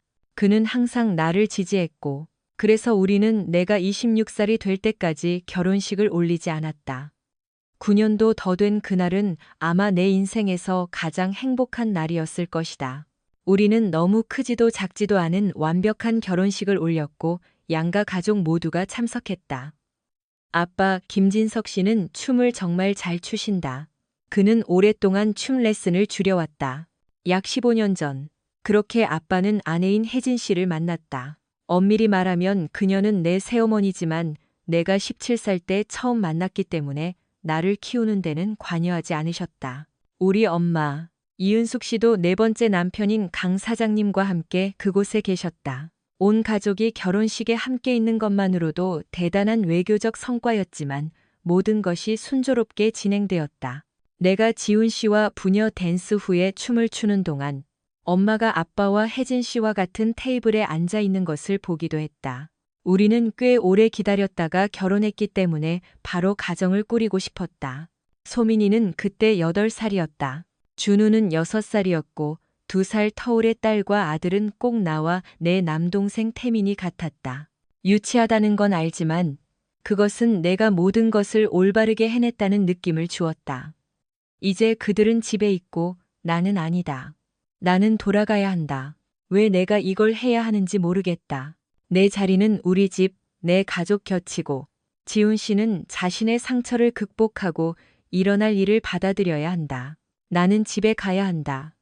그와 화해해야 하는데, 그럴 수가 없다. 나는 환영받지 못한다. 설명을 해야겠다. 나는 계획보다 일찍 집에 왔다. 나는 지훈 씨가 가장 좋아하는 저녁 식사, 우리 엄마의 갈비찜 레시피에 필요한 모든 것을 사왔다. 믿거나 말거나 좋은 레드와인 한 병과 강원도 감자, 사워크림, 쪽파, 임실 체다 치즈, 그리고 브리셀 스프라우트. 많은 사람들이 좋아하지 않는다는 건 알지만 올리브 오일과 소금, 후추를 약간 뿌려 구우면 완벽하다. 디저트로는 유명 카페의 치즈케이크. 그리고 화요일에 비비안에서 산 작고 예쁜 속옷 몇 개. 내가 학회에 가기 전에 주말을 특별하게 보낼 수 있도록 그가 아직 모르는 학회. 저녁 식사 후에 말해주려고 했던 그 학회 말이다. 오븐에서 갈비찜이 익어가는 동안 모든 것을 준비하는데 거의 1시간이 걸렸다. 나는 식탁을 닦고 거실을 청소기로 밀고 예쁜 식기를 차리고 샤워하고 머리를 손질하고 화장을 하고 새로 산 파란색 원피스를 입을 시간이 있었다. 그 색은 정말 내 눈을 돋보이게 했다. 나는 지훈 씨가 5주년 결혼기념일에 선물해준 목걸이를 함께 착용했다. 아이들은 내 갈비찜도 괜찮게 먹었지만 감자나 브리셀 스프라우트를 먹지 않으려 해서 맥앤치즈를 추가로 만들어야 했다. 그가 아이들을 데리고 집에 오자마자 쇼는 환상적으로 시작되었고 준우는 회오리 바람처럼 뛰어다녔고 우리는 저녁 식사가 시작되기 전에 겨우 신발을 갈아 신기고 물건을 치울 수 있었다. 나는 음식을 차리고 자리에 앉으라고 하고 와인을 따르고 있을 때 지훈 씨가 다가와 의아한 듯 눈썹을 치켜 올렸다. 나는 그저 미소 지으며 내가 할 수 있는 가장 사랑스러운 미소를 지었지만 그것은 그를 더 불안하게 만드는 것 같았다. 모두가 즐겁고 만족스러워했고 모두 내 요리 솜씨를 칭찬했다. 아이들은 개걸스럽게 먹었고 치즈케이크도 한 조각씩 먹었다. 준우는 그것을 좋아하지 않았다. 신맛이 나는 소민이를 맛본 후 그들이 가장 좋아하는 영화 수십 번도 더 본 영화 앞에 앉혀놓은 후 남은 것을 다 마셨다. 지훈 씨는 나를 식당으로 다시 밀었고 그곳에서 그는 이미 식탁을 치우고 식기세척기에 그릇을 넣은 상태였다.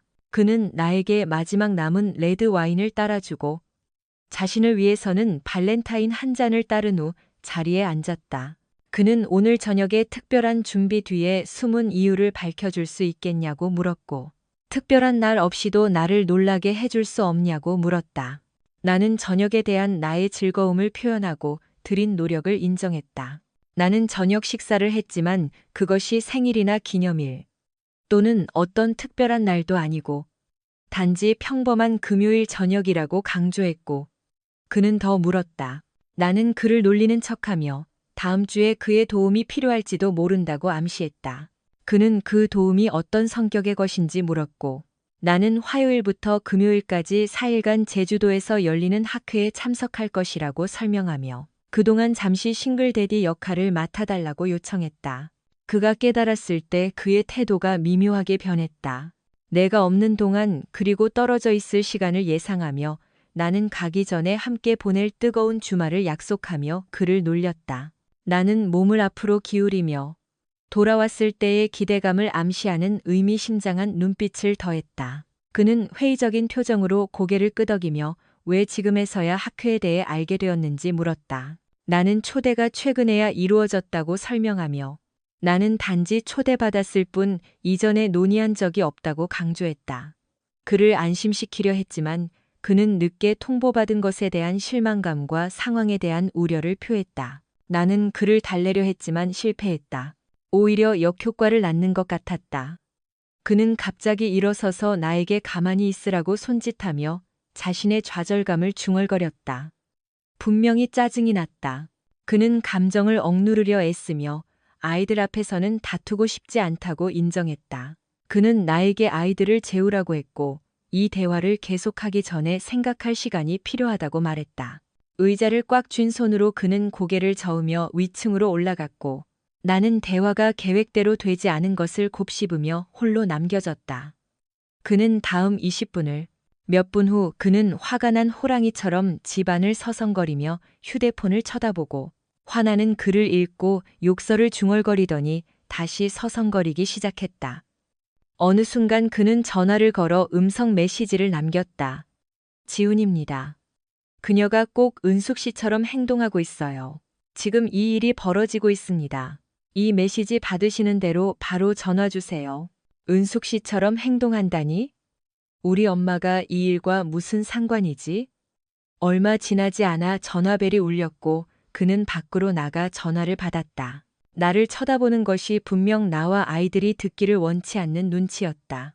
그는 안으로 돌아왔지만 잠시 후 다시 불려나갔다. 아이는 그의 행동에 혼란스러워 보였지만 동요하지는 않았다.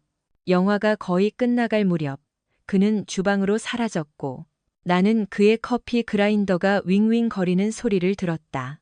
놀랍게도 소민이와 준우는 잠자리에 드는 습관에 대해 별다른 저항 없이 칭얼거리지 않고 이를 닫고 잠옷으로 갈아입었다. 왠지 모르게 그들도 뭔가 잘못되었다는 것을 느꼈다. 나 역시 영화 내내 불안했다. 무엇이 그를 그렇게 불안하게 만들었을까? 그는 무엇을 알고 있을까? 그는 누구와 통화하고 있었고 왜 엄마를 아이들과 함께 언급했을까? 나는 아래층으로 내려가 지훈 씨가 가득 찬 커피포트와 2개의 머그잔, 그리고 큰 락앤락 텀블러를 들고 테이블로 돌아온 것을 보았다. 그는 나에게 앉으라고 했고 나는 따랐다. 그는 커피를 따랐지만 나는 잠을 설칠 것이라며 거절했다. 그는 내가 이걸 마셔야 할 거라고 고집했다. 나는 그에게 무엇이 그를 괴롭히는지 다그쳤고 그는 내가 말하면 자기도 말하겠다며 아무 문제 없다고 나를 안심시켰다. 그는 내가 불필요하게 걱정하고 있다고 설명하며 이건 단지 학회일 뿐이고 나 자신을 위해 필요한 일회성 행사라고 강조했다. 나는 그의 동기에 대해 물었고 그는 자신의 입장을 재확인하며 그는 커피 맛에 불만족스럽다고 말했고 나는 커피 맛이 괜찮다고 주장했음에도 불구하고 뭐가 잘못되었는지 궁금해졌다. 그는 내가 자기를 바보라고 생각하는지 물으며 대화를 시작했다. 내가 아니라고 하자. 그는 내가 심리학 석사 하기 때문에 자기보다 더 똑똑하다고 믿는지 물었다. 나는 이를 부인하며 남편으로서, 파트너로서, 그리고 한 인간으로서 그에 대한 나의 존경심을 확인시켜 주었다. 그는 대화에서 정직함의 중요성을 강조하며 반쪽짜리 진실이나 완곡한 표현에 대해 경고했다. 그는 내가 생각하는 것보다 상황을 더 잘 알고 있다고 주장하며 경고했다. 그는 거짓말이나 조종을 했고 만약 내가 그를 속이려 한다면 좋게 끝나지 않을 것이라고 강조했다. 나는 그에게 그를 속이지 않을 것이라고 약속했지만 아마도 그가 스스로를 속이고 있는 것일지도 모른다고 제안했다. 그는 내가 언제 학회에 초대받았고 그것에 대해 안지 얼마나 되었는지 물었다. 나는 그날 저녁에야 처음 언급했다고 설명하며 방금 일어난 일이라고 말했다. 그는 화요일 전부터 알고 있었는지 계속 물었고 내가 그 소식을 전하기 전에 그의 불안을 잠재우기 위해 그날 저녁을 계획했다고 암시했다. 나는 그렇지 않다고 변명했지만 그의 침묵은 많은 것을 말해주었다. 나는 우리가 질문들을 다시 검토해보자고 그는 누가 나를 학회에 초대했는지 물었고 나는 동료라고 대답했다. 그는 계속해서 내 참석 비용을 누가 부담하는지 물었고 직접적인 대답을 재촉했다. 내가 갚을 것이라고 말했지만 그는 비용, 항공편, 숙박 준비를 누가 했는지에 대해 더 명확한 대답을 고집했다. 그는 지난 3개월간의 우리 계좌 내역에 대해 우려를 표하며 내가 미리 계획했거나 신고되지 않은 계좌가 있다고 주장했다. 그의 명백한 증거에도 불구하고 나는 짜증이 나서 그에게 걱정할 필요가 없다고 안심시켰다. 그는 최강준 씨가 학회에 참석하는지 물었다. 나는 치솟는 두려움을 느끼기 시작했다. 내 머릿속에 한 목소리가 나의 어리석음을 조롱했지만 나는 반박하며 입 닥치라고 말하고 지훈 씨는 아무것도 확실히 모른다고 단언했다. 나는 강준 씨가 수요일에 발표를 할 예정이므로 아마 참석할 것이라고 인정했다. 지훈 씨는 그의 휴대폰으로 학회 의제를 보여주며 강준 씨와의 친밀한 우정과 전문적인 관계를 고려할 때 내가 그것을 몰랐다는 것에 놀라움을 표했다. 나는 알고 있었지만 나는 지훈 씨를 잊어버렸고 그는 꾸며내지 말라고 재촉하며 자신이 바보가 아니라고 상기시켰고 나는 더 이상 할 말이 없었다. 지훈 씨는 상황을 요약해보겠다고 제안했다. 그는 몇 주 또는 몇 달 전에 나에게 연애 감정이 있는 것으로 암시되는 나의 나이 많은 동료가 나에게 모든 비용이 지원되는 도시로의 로맨틱한 여행을 제안했고 나는 그것을 수락했다고 주장했다. 그는 내가 이 소식을 막판에 갑자기 알리고 친밀감과 음식, 로맨스로 그의 주의를 분산시키고 아이들을 돌보는 책임을 그에게 떠넘겨 나는 반대하며 그의 비난을 부인했지만 그는 나 자신이나 그에게 거짓말하지 말라는 이전의 요구를 반복했고 나는 거짓말을 하지 않았다고 주장했다. 지훈 씨는 내가 강준 씨와 얼마나 오랫동안 관계를 맺었는지 계속 신문했다. 나는 어떤 관계도 부인했지만 그는 계속해서 강준 씨와 나의 관계 및 내가 다른 사람과 관계가 있는지에 대해 물었다. 그는 갑자기 한국의 수도가 어디냐고 물으며 내 정신 상태를 확인했다. 나는 우리가 잠자리를 같이 한 적이 없기 때문에 강준 씨는 아무것도 알 리가 없다고 스스로를 안심시키며 생각이 혼란스러워졌다. 나는 아무것도 모른다고 믿었다. 나는 지훈 씨가 내 남편이기 때문에 나를 믿어야 한다고 믿었다. 지훈 씨는 끈질기게 나를 불륜의 안개에 가려져 있다고 비난하며 내 죄책감 어린 표정을 지적했다. 나는 불륜을 부인했지만 그는 아마 내가 아직 강준 씨와 관련되지 않았을 것이라고 제안했다. 내 표정의 변화를 알아차리고 나는 강준 씨가 6주 전에 나를 학회에 초대했다고 설명하며 지훈 씨에게 우리는 각자 방을 쓸 것이고 내가 강준 씨에게 비용을 상환할 것이라고 안심시켰다. 나는 학회의 중요성을 강조했다. 내 경력에 있어 그 중요성을 강조하며 지훈 씨에게 나를 믿어달라고 간청하고 그에 대한 나의 사랑과 충성을 재확인했다. 지훈 씨는 천천히 블랙커피를 한 모금 마시며 순수한 품질에 대한 그의 선호도를 강조했다. 그는 내가 그의 등 뒤에서 모든 것을 계획하고 비밀과 거짓말, 속임수로 그를 배신함으로써 그 품질을 희석시켰다고 비난했다. 그는 내 행동이 배신에 해당한다고 주장했지만 그 정도는 아직 불확실했다. 나는 심호흡을 하며 내가 아무 잘못도 하지 않았다고 스스로를 안심시키려 했지만 지훈 씨는 내가 스스로를 취약하게 만들었다고 비난했다. 최강준 씨와의 친밀감을 위한 기회를 스스로 만들었다고 주장하며 나의 행동이 명백한 계획보다는 기대를 나타낸다고 말했다.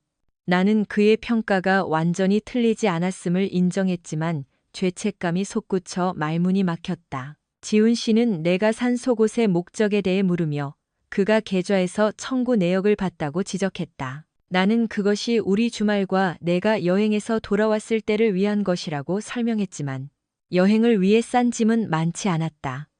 그는 여전히 의문을 제기했다.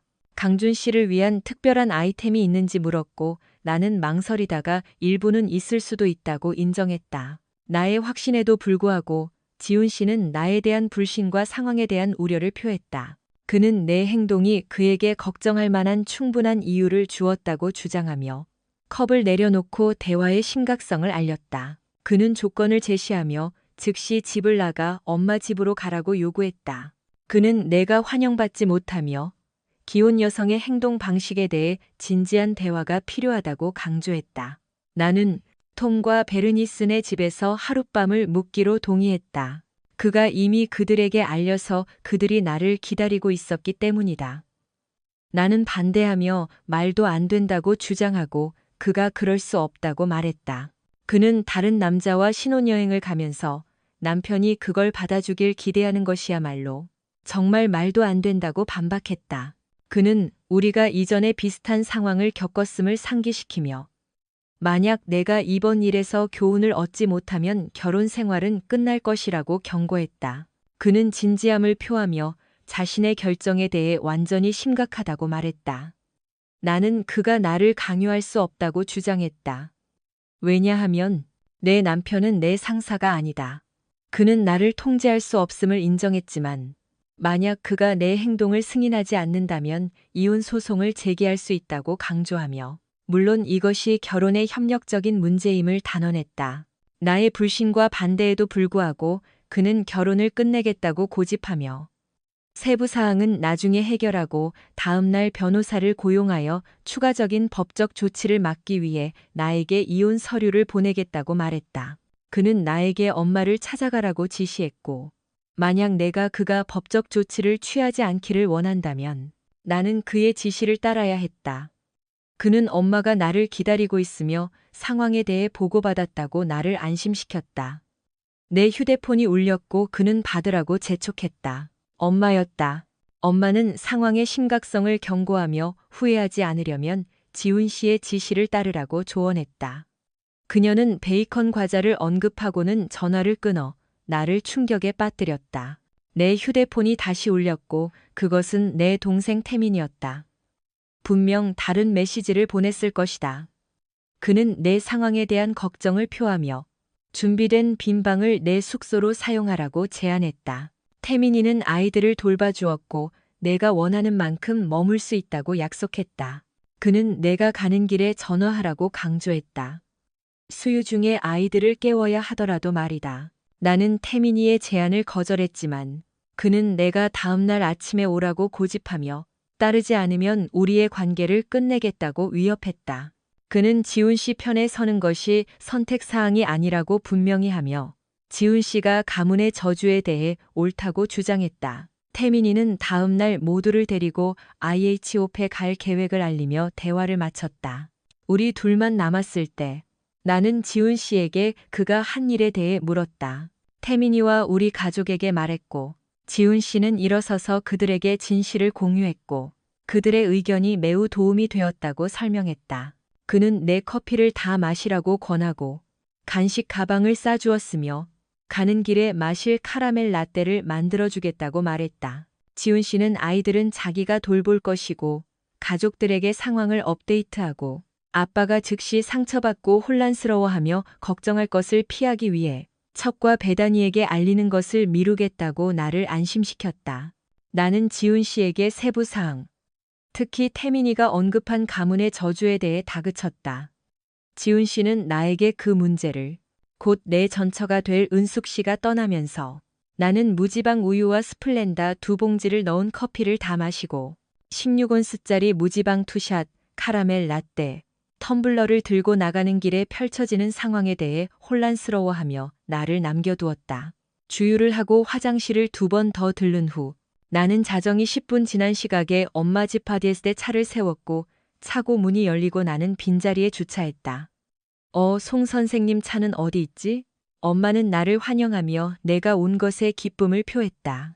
그녀는 내가 온 것이 중요하다고 말하며 고개를 저었고 그렇지 않았다면 좋지 않았을 것이라고 암시했다. 나를 집으로 안내하며 그녀는 부엌에 있는 과자에 대해 말했다. 나는 부엌에 들어가 차를 권했다. 60세인 엄마는 여전히 매우 우아해 보였다. 그녀는 나이의 흔적에도 불구하고 우아한 모습을 유지했다. 아이 둘을 낳았음에도 불구하고 그녀의 몸매는 여전히 완벽했다. 그녀는 골다공증에 시달리지 않는 것 같았다. 그녀의 검은 머리는 희끗희끗했지만 여전히 윤기가 흐르고 세련되게 손질되어 있었고 그녀의 푸른 눈은 예전처럼 생기가 넘쳤다. 나처럼. 나도 그 나이에 그녀의 반만큼이라도 예뻐 보였으면 좋겠다. 그녀는 내가 요청하기도 전에 차를 따르기 시작했다. 나는 카페인을 좋아하지 않는다고 말하며 지훈 씨가 나에게 커피 한 주전자와 더블 에스프레소를 마시게 해서 안절부절 못한다고 설명했다. 그녀는 그녀가 내놓는 차가 맛있다고 나를 안심시켰다. 카모마일은 괜찮을 거라고 나를 안심시켰다. 그녀는 나를 위아래로 훑어보며 그날 저녁 지훈 씨와 이야기할 때 내가 입었던 바로 그 원피스를 언급했다. 나는 지훈 씨가 나를 내쫓기 전에 옷을 갈아입게 해주지 않았다고 설명했다. 나는 몇 가지 물건을 챙겨서 떠나야 했다. 태민이는 세상에를 반복하며 불안해 보였다. 내가 그 원피스에 무슨 문제가 있는지 묻자 그들은 그것의 의미와 태민이가 저주에 대해 한 말을 언급했다. 혼란스럽고 더 많은 정보를 간절히 원했던 나는 태민이의 발언과 현재 상황에 대해 물었다. 이에 그녀는 수제 생강 과자를 건네며 더 잘 듣기 위해 거실로 옮기자고 제안했다. 그곳에서 나는 TV에 축구 경기가 일시 정지된 채 켜져 있는 것을 발견했고, 엄마는 보통 축구를 보지 않으시기 때문에 놀랐다. 나는 송 선생님의 행방에 대해 물었고, 그녀는 송 선생님이 거의 20년 동안 관계를 맺어온 친구 브라이언과 함께 있는 경우가 많다고 밝혔다. 송 선생님의 잘생긴 외모에 대한 폭로는 왜 엄마가 그와 결혼했는지 궁금하게 만들었다. 그녀는 송 선생님이 사회적 영향을 강조하며 그들의 결혼에 대한 복잡한 이야기를 자세히 설명했다. 그들의 결혼으로 이어진 압력. 그들은 오늘날 동성 커플의 결혼에 대한 수용을 인정했지만 그들의 나이대에서는 상황이 더 복잡하고 다층적이라고 설명했다. 송 선생님은 비록 동성애자임을 인정했지만 완전히 받아들이지는 않았고 공개적으로 동성애자로 자신을 여기지 않았다. 대신 그는 브라이언과의 관계를 독특한 것으로 보았다. 그녀는 송 선생님이 동성애자라는 사실에 부끄러움을 느끼는 것이 아니라 단지 그가 자신을 그렇게 정의하지 않는 방식일 뿐이라고 분명히 했다. 그들은 자신들의 상황을 위장 결혼, 즉 사회적 규범을 충족시키기 위해 결혼하는 동성애 남성과 여성을 지칭하는 구식 용어로 불렀다. 그들은 결혼 생활에 대한 기대를 가졌지만 밖에서는 사적인 삶을 유지했다. 자신들의 연관성에 대해 질문을 받았을 때 그녀는 자신이 동성애자는 아니지만 끔찍한 아내였다고 인정했다. 그들은 여러 부정적인 성격 특성, 특히 아버지를 깊이 상처 입힌 것으로 인해 이전 결혼 생활을 망쳤다고 고백했다. 아버지에 대한 변함없는 사랑을 표현하고 나와 지훈 씨 사이의 사랑을 알아차렸다고 인정하며 나에게 그들처럼 되지 말라고 조언할 때 눈물이 솟구쳤다. 너무 감정적이 되어 그녀는 내 당혹감 앞에서 울음을 터뜨렸다. 그들은 잠시 자리에서 일어나 나에게 가만히 있으라고 손짓하며 가야 한다고 말했다. 엄마는 내가 없는 동안 보여줄 것을 가져왔다. 나는 엄마가 여분의 침실 중 하나에서 무언가를 뒤지는 소리를 들었다. 화면을 쳐다보니 경기가 아니라 중년의 남성 해설가 2명의 이미지가 일시 정지되어 있는 것을 발견했다. 아마도 그들은 나이가 들기 전 전성기에는 축구 선수였을 것이다. 엄마는 투명한 드라이클리닝 비닐봉지에 담긴 파란색 원피스를 들고 돌아왔다. 엄마는 그들이 보여준 원피스가 그들이 입었던 것과 똑같지는 않다고 말했다. 스타일은 달랐지만 드레스의 길이와 색상은 거의 동일했다. 그들은 같은 것을 공유했다. 그들은 거의 30년 전 아빠와의 결혼 생활을 끝낸 그날 밤에 이 드레스를 입었다고 회상했다. 드레스를 간직한 이유는 불분명했다. 그것이 실수에 대한 상기였는지, 진석 씨와의 시간에 대한 추억이었는지, 아니면 그것이 그들을 아름답게 느끼게 했기 때문이었는지. 그들은 그의 생일에 한 번 더 드레스를 입었지만 그것은 상황을 더 악화시켰다고 회상했다. 사건은 2월 폭설과 햇빛이 거의 없는 시기에 일어났다. 그들은 발렌타인데이를 위해 이 드레스를 샀지만 계획이 취소되어 결국 나는 다른 사람과 그 시간을 보냈다. 진석 씨는 그 드레스를 본 적이 없었고 설상가상으로 그 애는 유년이어서 끔찍한 생리 기간이 더 길어졌다.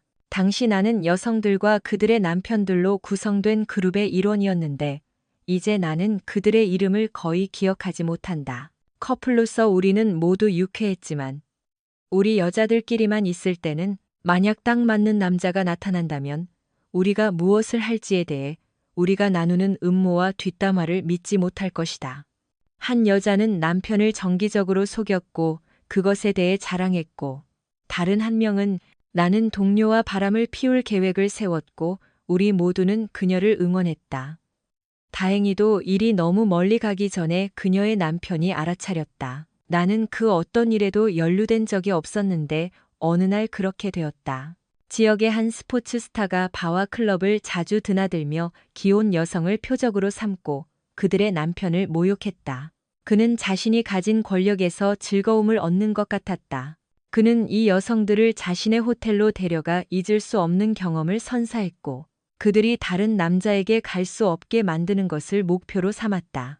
그는 매력적이고 부유하고 유명했기 때문에 우리는 여러 번 처벌을 면했다. 그의 활동은 자극을 찾는 여성들 사이에서 공공연한 비밀이었다. 그가 얼마나 많은 결혼 생활을 파괴했는지는 모르지만 적지 않았을 것이고 그에게는 그것이 게임과 같았다. 그 장소 중 하나는 호텔에 딸린 무도회장이자 레스토랑이었다. 우리 불륜자들과 희망자들. 그룹은 2월 29일 윤일 밤에 서로와 배우자들과 재결합하기 위해 남편들을 그곳으로 데려가기로 결정했다.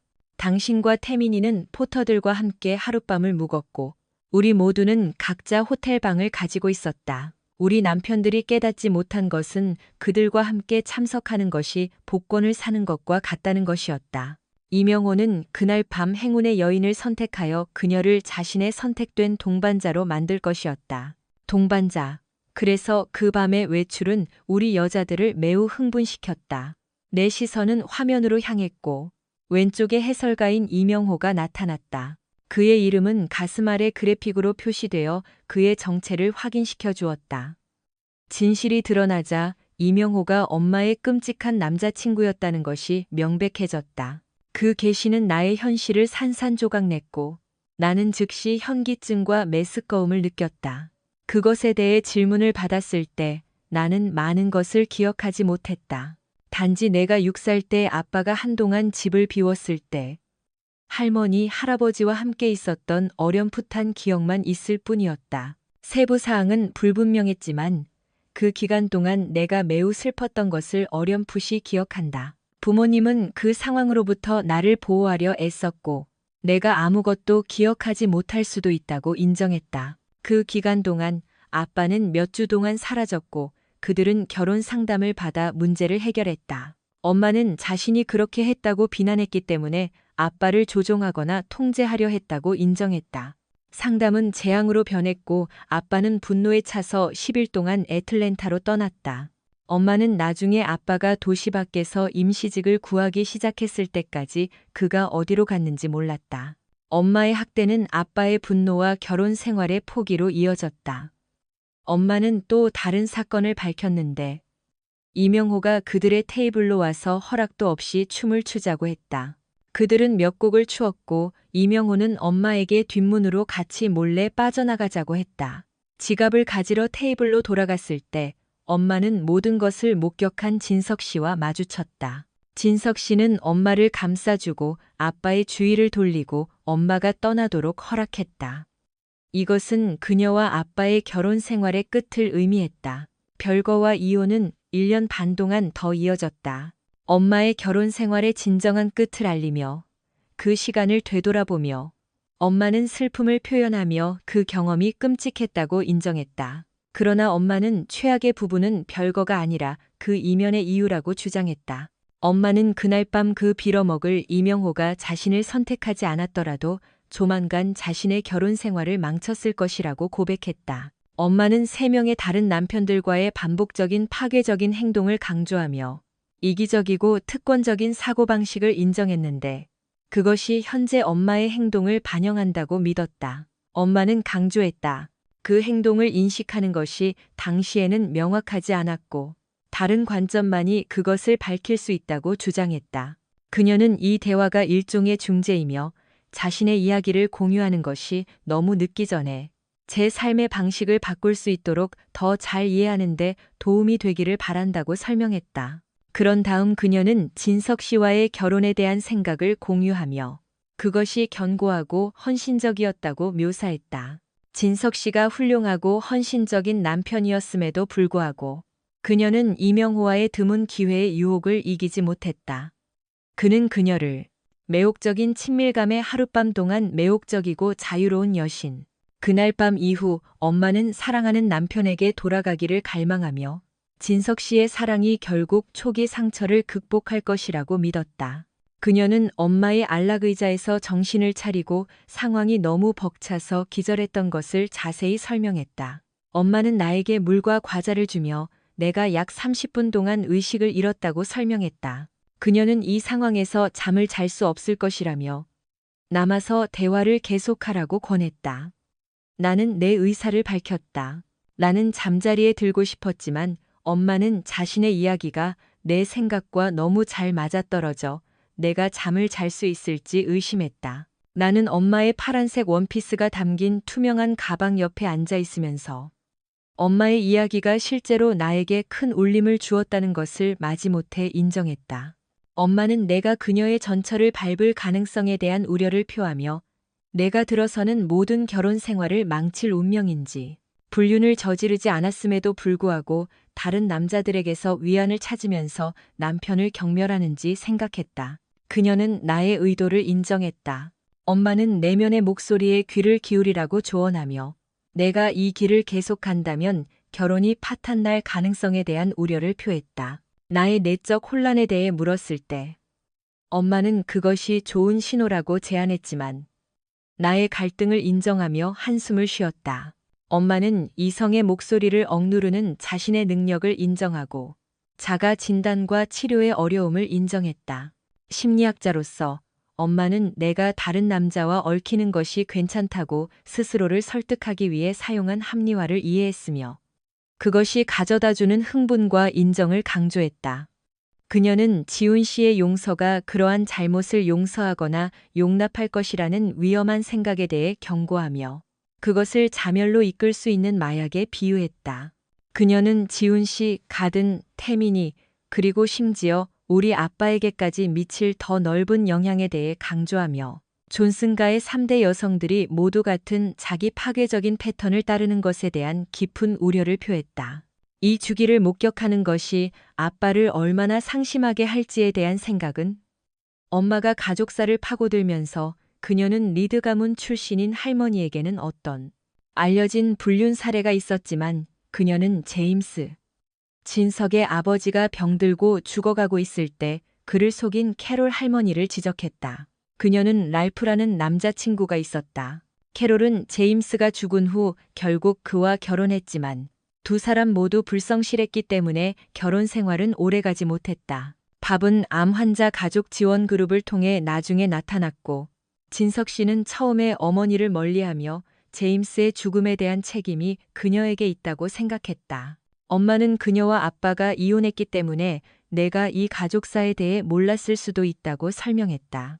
아빠는 콜로라도에 있는 캐롤 할머니와 밥을 방문하기 시작했고 결국 캐롤을 용서하고 그들의 갈등을 해결했으며 밥이 잘못이 없음에도 불구하고 그와 친구가 되었다. 아빠는 어머니를 용서했지만 친어머니를 용서하는 것은 여전히 어려웠다. 그러나 그는 20년 후 내 결혼식에서 결국 그녀를 용서했고 그녀는 자신이 그럴 자격이 없다고 느꼈다. 그녀는 여전히 후회하지 않았고 주로 그들의 관계에 끼친 손해에 대해 사과했고 그것이 그의 잘못이라고 주장했다. 그녀는 불륜에 대한 자부심을 인정하며 자부심이 목적이었다고 강조했다. 엄마는 자신의 두려움을 표현했다.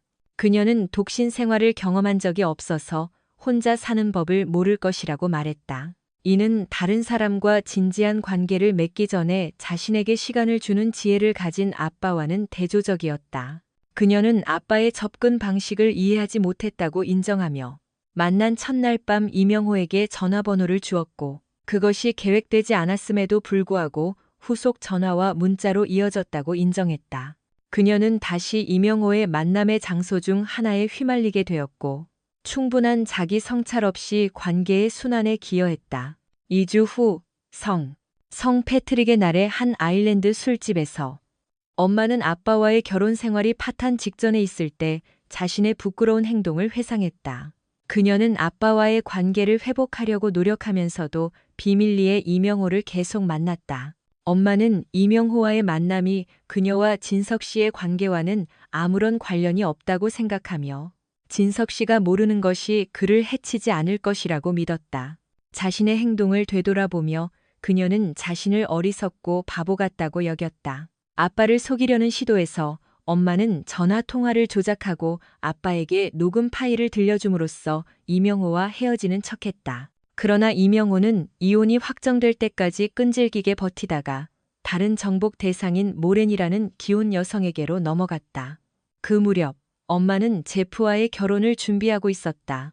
엄마는 아빠와 이명호뿐만 아니라 제프와의 결혼 생활까지 관련되었기 때문에 전체 이야기를 이해할 필요가 있다고 강조했다. 제프가 좋은 사람이었음에도 불구하고 엄마는 그가 진석 씨는 아니라고 인정했다. 그녀는 그가 독신이었기 때문에 제프와 결혼했고 이 결혼 생활이 지속되도록 노력할 수도 있었지만 가족 안에서 나와 태민이를 키우는데 전념하기 위해 그렇게 하지 않기로 선택했다. 엄마는 자신을 단지 시간제 아내로 여겼고 만약 제프가 진정으로 그녀를 사랑한다면 그는 그녀의 선택을 받아들일 것이라고 강조하며 그가 좋은 사람이기 때문에 다른 선택지가 없다고 말했다. 엄마는 그가 좋은 남편이 되는데 관심이 있다면 그는 그녀의 결정을 따를 것이라고 믿었다.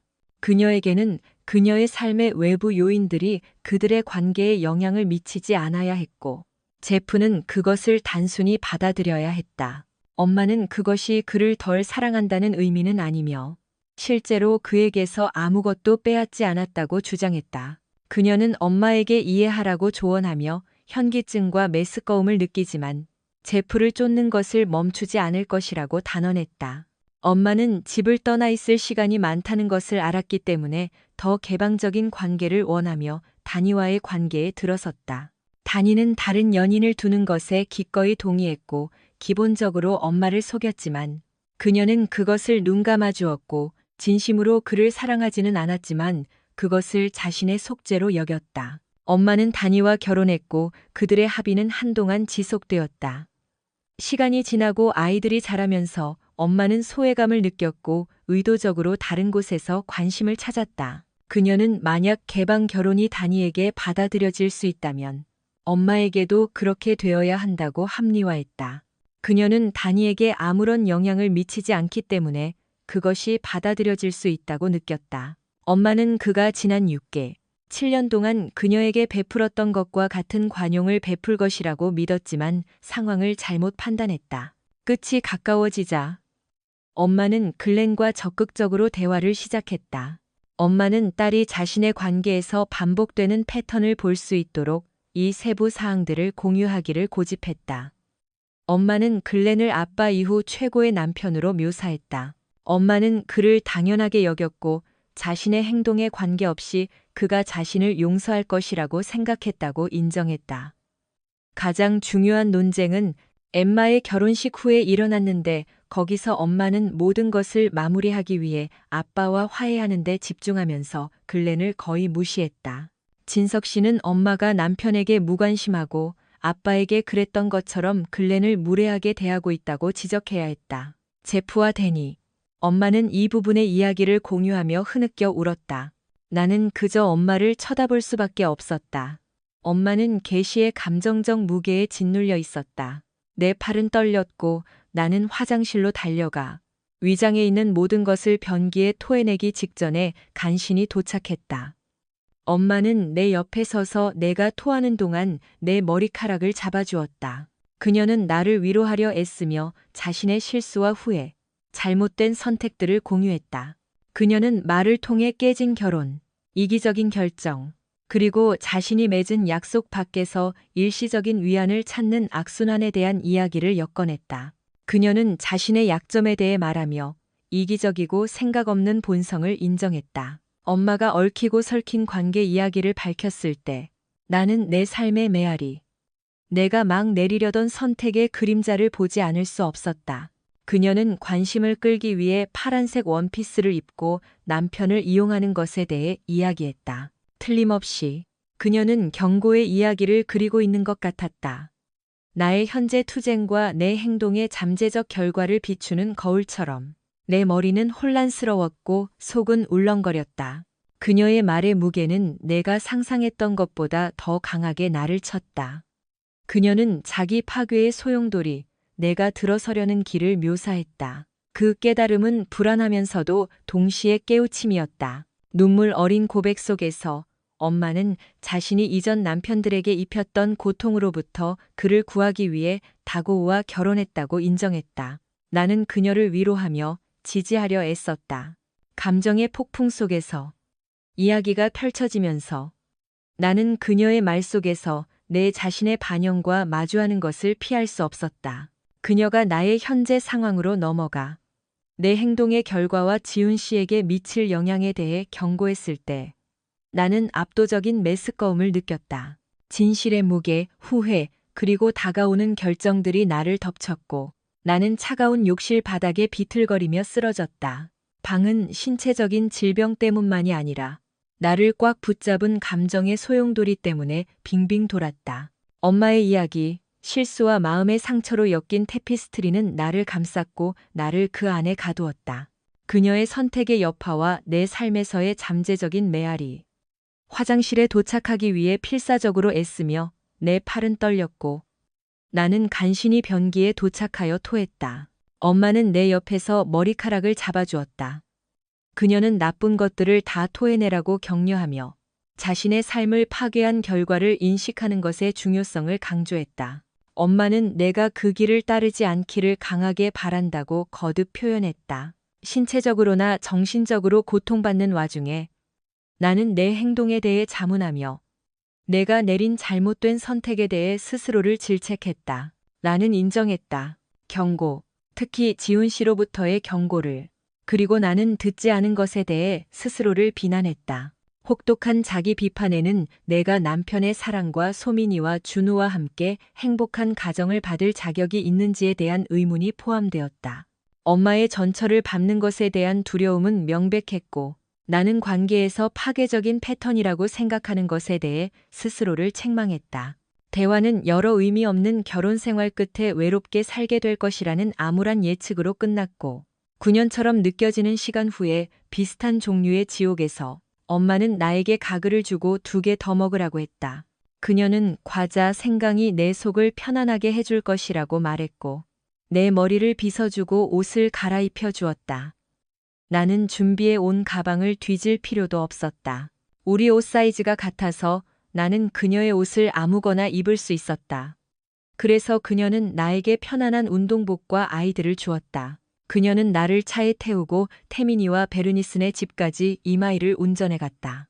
엄마는 흐느끼며 내 상태를 오빠에게 알리고 이제 내가 내 행동의 결과를 이해한다고 말하며 나를 돌보았다. 그녀는 오빠에게 나를 즉시 침대에 눕히라고 했고 내가 잠을 잘 수 있을 때마다 팬케이크를 먹으러 내려올 것이라고 말했다. 나는 일어나서 정신을 차렸고 오빠는 고마워하며 그녀에게 감사하다고 말했고 조나단과 아기가 현재 자고 있다고 설명했다. 그들이 할 수 있을 때마다 최대한 활용하는 소중한 순간이었다. 엄마는 그에게 애정을 표현하며 키스했고 더 합리적인 시간에 보겠다고 말했다. 톰은 나를 안으로 안내하며 그들이 아직 사용하지 않은 아기 방을 가리켰다. 엘라는 그들의 침대 옆 작은 요람에 자리 잡고 주 침실에서 엄마와 함께 평화롭게 자고 있었다. 톰은 나를 비난하지 않을 것이라고 안심시키며 인정했다. 우리 엄마가 아마 이미 충분히 했을 것이고 그는 내가 밤새 모든 것을 생각하며 보낼 것을 이해했고 끝나기 전에 조금이라도 잠을 잘 수 있기를 바랐다. 그는 지훈 씨에 대해 뭔가 공유해야 할 필요성을 느꼈고 내가 떠난 이후로 그와 이야기하지 않았다고 분명히 했다. 비록 내가 지훈 씨를 더 잘 안다고 인정했지만 그는 아마 이전에 지훈 씨에게서 보지 못했던 무언가를 매제로서 강조하고 싶었다. 톰은 지훈 씨가 강한 사람이라고 밝혔다. 그는 지훈 씨가 올림픽 펜싱 선수 출신으로 영화의 전투 컨설턴트 및 안무가로 일했던 배경에 대해 자세히 설명했다. 지훈 씨가 화려하고 극적으로 보이게 만들었음에도 불구하고 진정한 싸움에 대한 진정한 이해를 강조하며 그를 전사라고 불렀다. 그 말의 무게가 내 마음속에 울려 퍼졌다. 오빠는 지훈 씨가 나와 우리 가족에게 헌신하는 모습을 생생하게 그려냈고 그를 전사, 해군 특수전전단 UDT, 대원, 무서운 힘에 비유했다.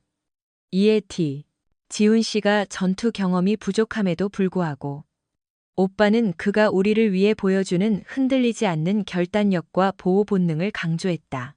그것은 강력한 메시지였고 지훈 씨가 그들은 우리를 안전하고 하나로 묶기 위해 엄청난 노력을 기울였다. 오빠의 엄중한 경고는 나의 최근 어려움과 비슷한 일을 시도하는 것이 뒤처진 생각이라는 것을 명확하게 상기시켜 주었다. 지식과 깊은 헌신을 가진 지훈 씨는 속지 않을 것이었다. 오빠의 개입은 지훈 씨를 더 잘 알게 해주었고 나는 감사하고 안도감을 느꼈다. 뜻밖의 계시에서 오빠는 우리 아버지가 우리가 결혼하기 전에 지훈 씨에게 잠재적인 어려움에 대해 경고했다고 공유했다. 그것은 결혼 전 대화였고 독특한 관점을 제공했다. 결혼과 인간 본성에 대한 대화는 우리 가족이 내가 자기 파괴적인 길로 빠질 가능성에 대비하기 위해 기울인 노력을 강조했다. 오빠가 개입하고 지원할 의사를 밝혔을 때 나는 안도감을 느끼지 않을 수 없었다. 그는 내 이마에 키스했고 오빠의 보호는 위안과 안심을 주었다. 그날 밤 나는 푹 잤고 지난 며칠간의 계시와 감정적 혼란의 무게가 사라지기 시작했다. 다음 날 아침, 활기찬 아이들과 주변에 있는 익숙한 가족 생활의 혼돈이 나를 맞이했다. 낡은 신발과 닿지 않은 이 새로운 환경에서는 모든 것이 다르게 느껴졌지만 예전에 더 바빴던 육아 시절에 대한 약간의 향수가 있었다.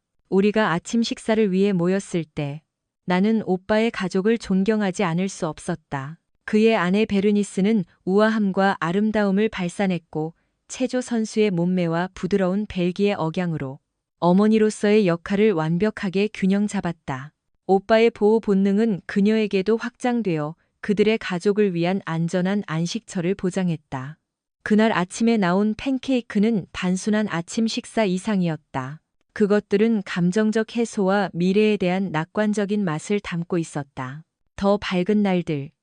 대화는 과거의 문제에서 벗어나 우리가 즐거운 순간을 공유하고 유대감을 형성할 수 있게 해주었다.